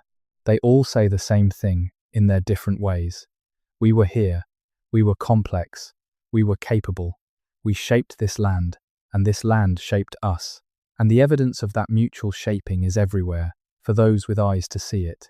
This is not a story about hidden civilizations, or alien builders, or the kind of ancient mystery that requires supernatural explanation.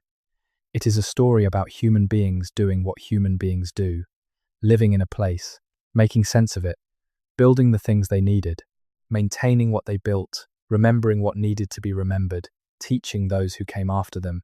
It is a story about time, about the depth of time that human beings are capable of inhabiting, about what can be built and known and preserved across timescales that challenge the modern imagination, about the resilience of knowledge when it is embedded in practice, in landscape, in oral tradition, in the living connection between people and the land they call home. And it is a story that is not over. It continues in the work of the archaeologists and the geneticists and the linguists and the paleoecologists and the indigenous knowledge holders who are, right now, adding new chapters to the record. It continues in the oral traditions that are still being told. It continues in the landscapes that still carry the traces of the people who shaped them, waiting for the tools and the attention to make those traces legible. The foundations beneath Canada are not silent. They have never been silent. They have been speaking, in a language we are slowly learning to understand, for as long as there have been people here to speak. And if we are willing to listen, with the patience and the humility and the genuine curiosity that the depth of this history deserves, what we hear will change how we understand this country, this land, and the long human story that is woven into its every layer. There is a place in the Yukon, not far from Bluefish Caves, where the permafrost has been melting in recent decades at an accelerating rate. As the frozen ground thaws, things that have been locked in the cold for thousands of years are emerging from the earth. animal bones, plant material, and sometimes human artifacts. The permafrost is a kind of archive, a freezer that preserves organic material in conditions that normal archaeological deposits cannot match. As it thaws, it releases its contents. Sometimes those contents are the ordinary debris of the past, the bones and tools of people who lived in this place across thousands of years, and sometimes they are something unexpected. Researchers monitoring the thawing permafrost in the Yukon and in other parts of the Arctic have found material that extends the archaeological record of human presence in these regions in ways that were not anticipated.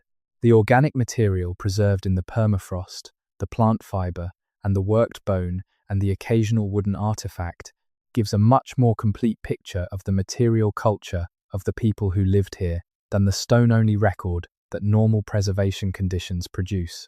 And the dates associated with some of this material are pushing the limits of what the conventional model expected. This is one of the ironies of the current moment in Canadian archaeology. The climate change that is causing so much harm in so many ways, that is threatening Arctic ecosystems and permafrost integrity and the way of life of peoples who have adapted to Arctic conditions over thousands of years, is also releasing archaeological material from its frozen archive. The melting permafrost is revealing the past even as it threatens the future. The window into the deep history that the permafrost represents is opening at the same time as the ecosystem that maintained that archive is being disrupted beyond recovery. The urgency of documenting what the permafrost is releasing before it is degraded by thawing and exposure is one of the most pressing concerns of contemporary Arctic archaeology. The material that is emerging from the ground will not last long once it is exposed to air and to microbial decomposition. It needs to be found, documented, and analyzed before it is lost. The resources for that work are, as always, limited, but the importance of the work is immense. What the permafrost is revealing, piece by piece, is a record of human life in the Arctic that is older and more detailed than anything that was previously available. It is a record of specific objects, specific foods, specific technologies, specific choices, made by specific people in specific moments.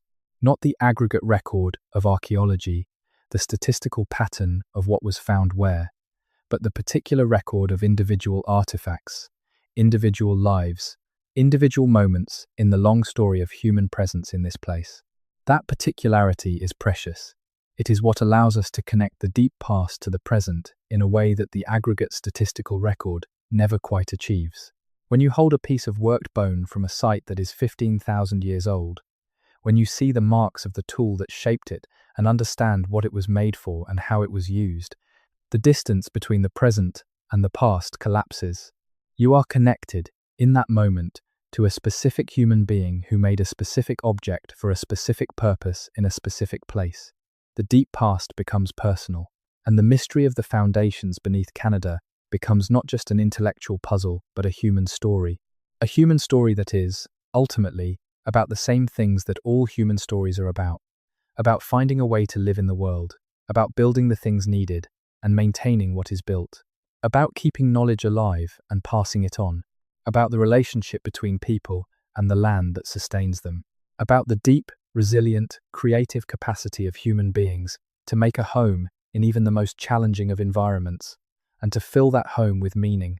That is the story that the foundations beneath Canada tell when we learn to read them. It is the longest story that has ever been told on this land, and we are still only in the early chapters of understanding it. As this long night continues to deepen, as the hour moves toward whatever place it is moving toward in your corner of the world, let the weight of this history settle in the way that large things settle, not with drama, not with sudden revelation, but with the slow accumulation of understanding. That is how genuine knowledge actually works. The mystery of the foundations beneath Canada is not going to be resolved in a single revelation. It is going to be resolved gradually, through the accumulation of evidence and interpretation, through the work of many researchers over many years, through the ongoing engagement of Indigenous communities with the record of their own past, through the continuing development of tools and methods that allow us to see what we could not see before. That gradual illumination is already underway. The picture is already clearer than it was a generation ago, and a generation from now it will be clearer still. And with each increment of clarity, the story of this land, the real story, the full story, the story that honors the people who shaped it over thousands of years, becomes more legible, more present, more alive.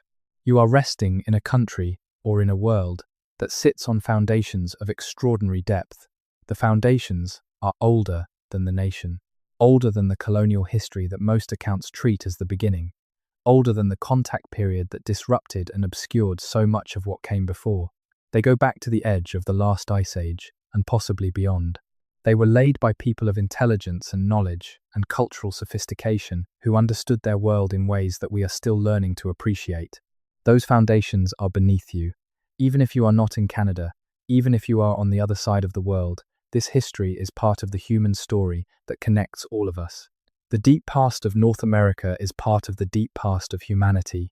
The people who walked along coastlines that are now underwater, who shaped landscapes that are now forests, who built structures that are now stone, were fully human, fully capable, fully connected to the same fundamental drives and capacities that connect all of us across time and distance. And their story is not over. It continues in the people and the cultures that carry it forward. It continues in the land itself, in the forests and rivers and lakes that still hold the memory of those who shaped them. It continues in the research that is slowly making the story more complete. And it continues in the attention of people like you, willing to spend time with the complexity and the depth of a past that most accounts underestimate. The foundations are speaking. They have always been speaking. Listen, as the hour deepens and the world quiets, and you might hear them, if only as a kind of resonance beneath the ordinary sounds of the night. The mystery of what lies beneath Canada has not ended tonight. It has only deepened, and deepening, it has become more interesting, more worth knowing, more worth the patience it requires to understand. If you're watching this to fall asleep, that's exactly why I make these videos. Maybe subscribe and let me know where you are right now and what time it is. There are things that fall between the categories that archaeologists and historians use to organize the past, and those things are often the most revealing. They are the things that do not fit, the things that require new categories rather than assignment to existing ones, the things that expose the limits of the frameworks we use to understand the world. The pre-contact history of Canada is full of such things. We have spent a long time with many of them tonight, but there are a few that deserve special attention precisely because they are so difficult to categorize. Things that exist at the border between the known and the unknown, that point toward dimensions of the past that we have not yet developed adequate frameworks to understand. One of them is the question of consciousness and landscape, not in a mystical sense, but in a cognitive sense. The question of how the people who lived in the pre-contact Canadian landscape understood their relationship to that landscape, and how that understanding shaped the way they moved through and interacted with the world. Contemporary cognitive archaeology, the study of how past peoples thought and experienced the world, has been making arguments that challenge the common assumption that pre-contact peoples thought about their environment in the same basic terms that modern Western people use.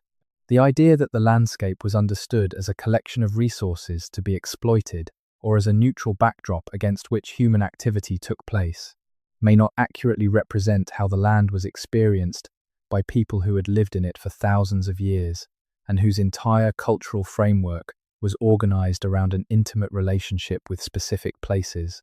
The indigenous concept of place, as it has been described by indigenous scholars and as it can be inferred from the structure of indigenous oral traditions and cultural practices, is different from the Western concept of place. In the Western framework, places are locations in a neutral geometric space. They are defined by coordinates, by distance from other places, by the resources they contain. They are interchangeable in principle. If one location is damaged or depleted, you move to another. The place itself is not sacred. The resources are what matter.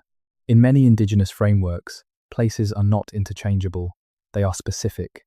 They have histories, relationships, names, and significance that are not transferable to other locations. They are part of a network of meaningful places that together constitute the world as it is known and inhabited. The landscape is not a background. It is a text, a record, a living document of the relationships between people and the world over time. This difference in how landscape is conceptualized has practical implications. a people who understand themselves as related to specific places, as responsible for specific locations, as connected to specific landscapes by ties of ancestry and obligation, will interact with those landscapes differently from a people who treat land as an interchangeable resource. They will invest in specific places over the long term. They will maintain specific features. They will build their knowledge base around the specific characteristics of specific locations. And they will leave a different kind of archaeological record, one in which the patterning of sites and features reflects relationships to specific, meaningful places rather than simply the optimal exploitation of a neutral resource landscape. This framework suggests a different way of reading the archaeological record of pre-contact Canada. Instead of asking only where the resources were and how they were exploited, we might ask what places were considered meaningful and why, and how the understanding of meaningful places shaped the entire geography of settlement, movement, and construction. The sacred sites, the petroglyphs, the vision quest locations, the medicine wheels, would then appear not as interesting but peripheral features of a landscape organized primarily around resource exploitation, but as central nodes in a geography of meaning that organized the entire human relationship to the land.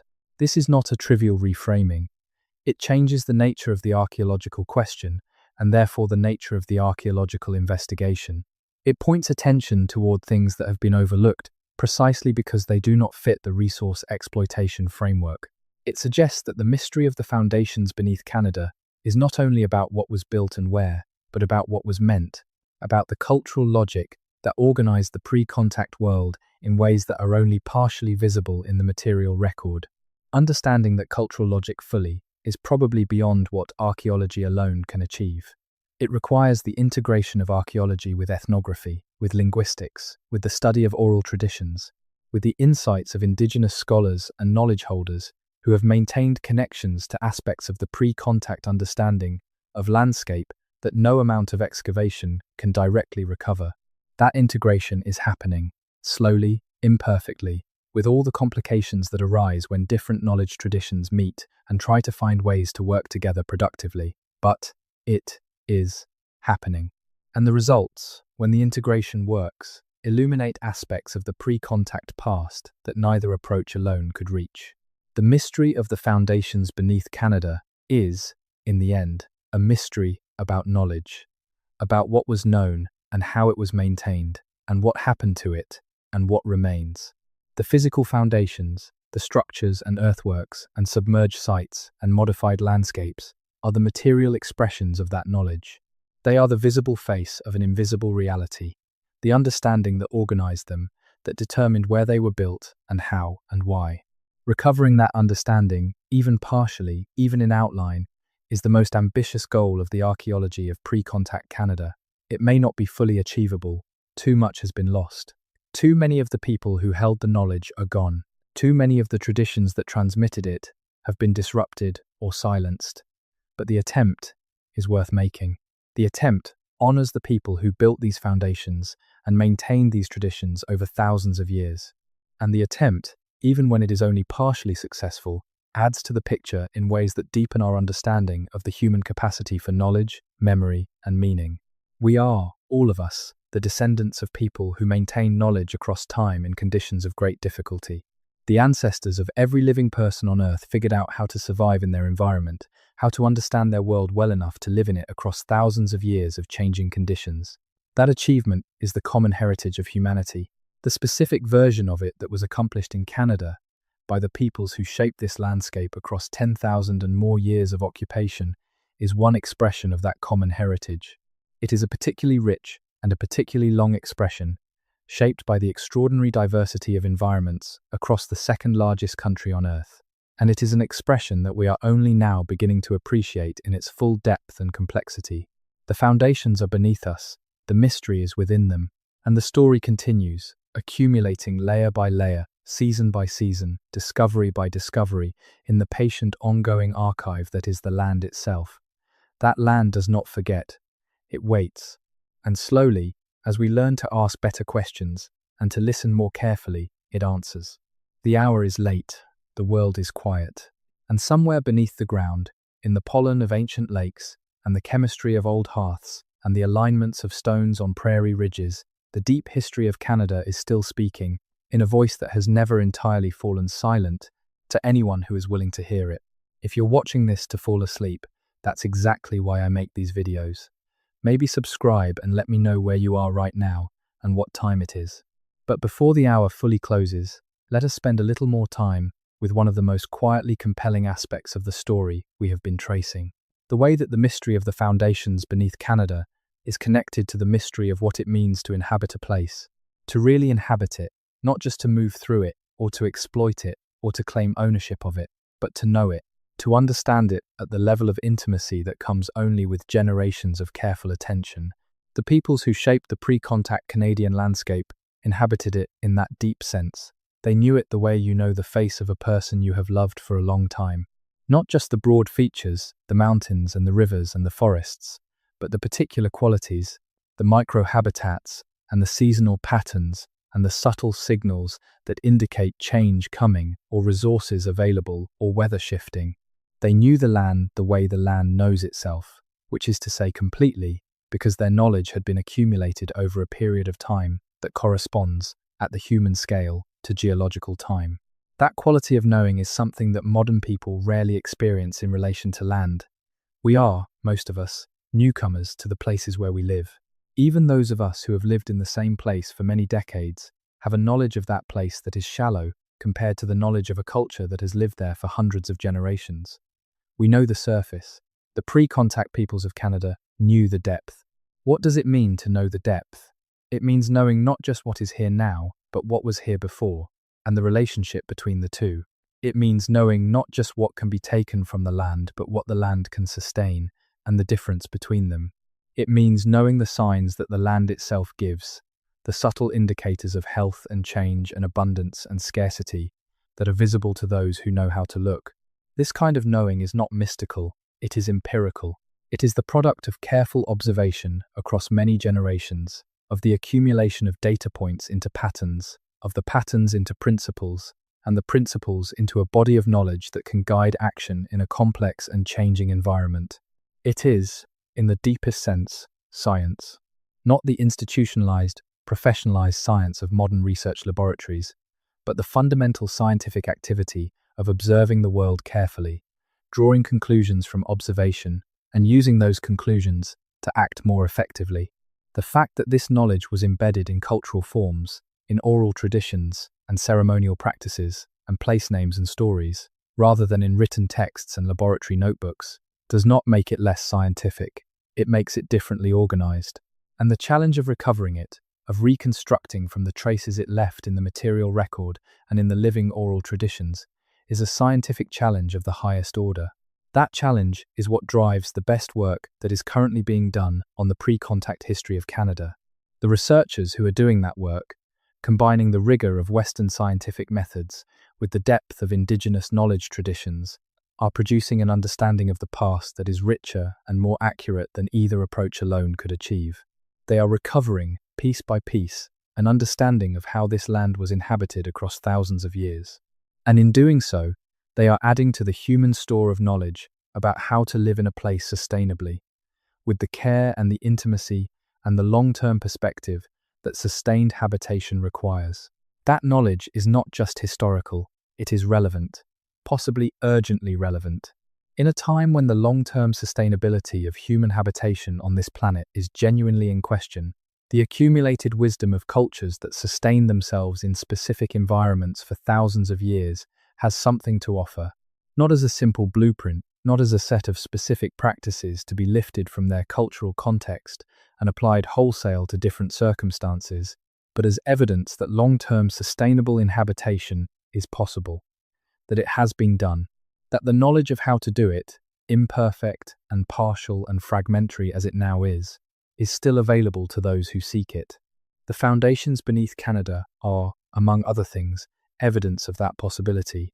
They are the remains of a way of being in the world that lasted, in various forms and with various disruptions, for more than 10,000 years. In a world where the long-term future of human habitation is uncertain, that longevity is itself a kind of argument. An argument made not in words but in pollen cores and soil chemistry and stone alignments an ancient DNA, and the surviving fragments of traditions that once organized an entire relationship between people and land. The argument is worth listening to, even now, even at this hour, even as the night deepens and the day recedes, and the mind begins to release its hold on the urgent and the particular and drift toward the larger, slower rhythms of rest.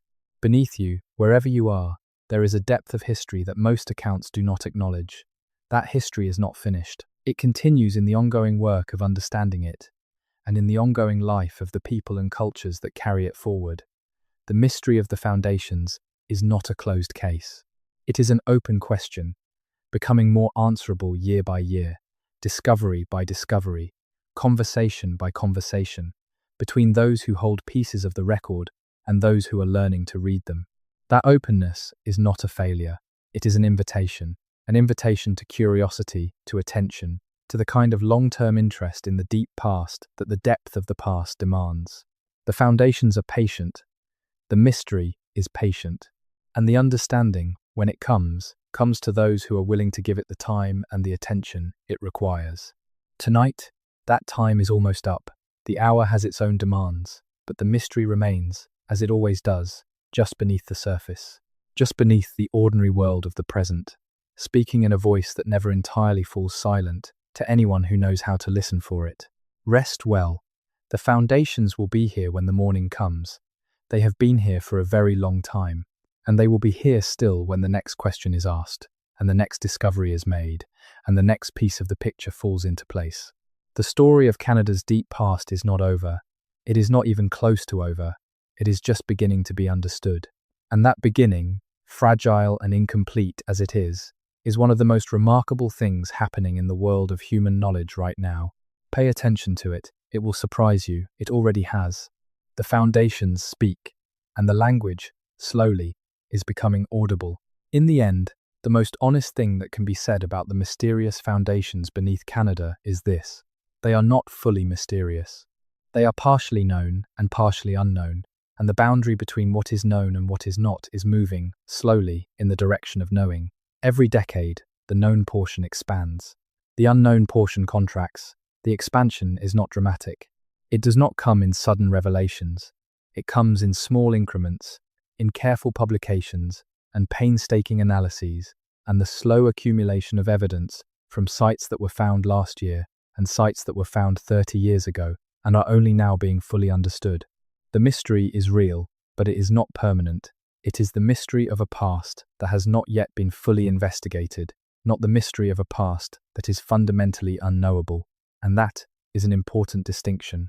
It means that the investment in understanding it is worthwhile, that the resources and the attention devoted to the archaeology and the genetics and the linguistics and the oral tradition study of pre-contact Canada will yield returns, that the picture will continue to clarify, that the story will continue to deepen and enrich, that the conversation between the foundations and the present will continue as it has always continued, and that the language of that conversation will become, with patient effort and genuine curiosity, progressively more audible to those who are willing to listen.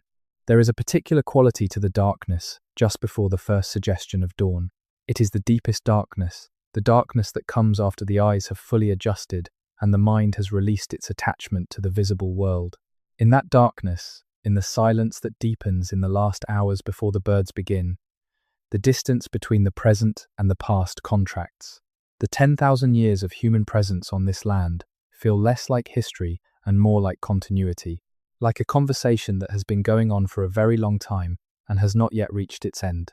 The conversation is in the stones of the medicine wheels, speaking their slow language of alignment and season and the patient recording of the sky. It is in the sediment layers of the lakes, where pollen from plants that no longer grow in those places tells of climates that are gone and peoples who tended landscapes that have since changed beyond recognition.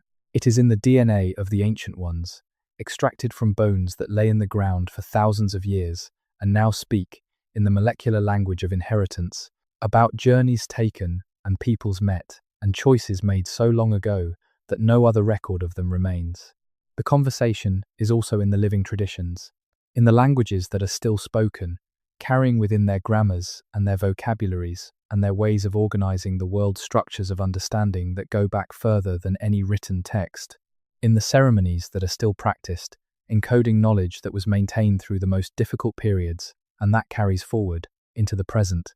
Dimensions of the pre-contact understanding that archaeology alone cannot recover. In the knowledge holders who are still with us, who carry in their memories and their relationships with the land, a continuity with the deep past that is fragile and precious and irreplaceable. Listening to that conversation, learning the language of it, is the work of the coming years and decades. It will take time, it will take resources, it will take the kind of collaborative, respectful, genuinely curious engagement that real learning always requires. But it is possible, and it is worth it. Because what the conversation is saying, for those who have learned enough of the language to hear it, is remarkable.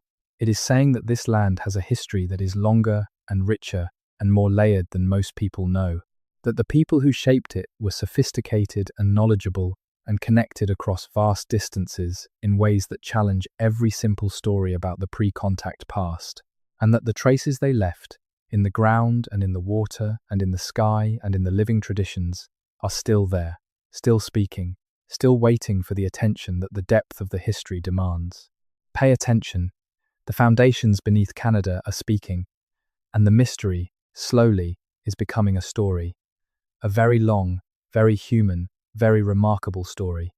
One that is worth knowing. One that is worth staying awake for, at least a little while longer, before the night gives way to morning and the ordinary world reasserts itself, and the foundations settle back into their patient, enduring silence, waiting, as they have always waited, for the next question.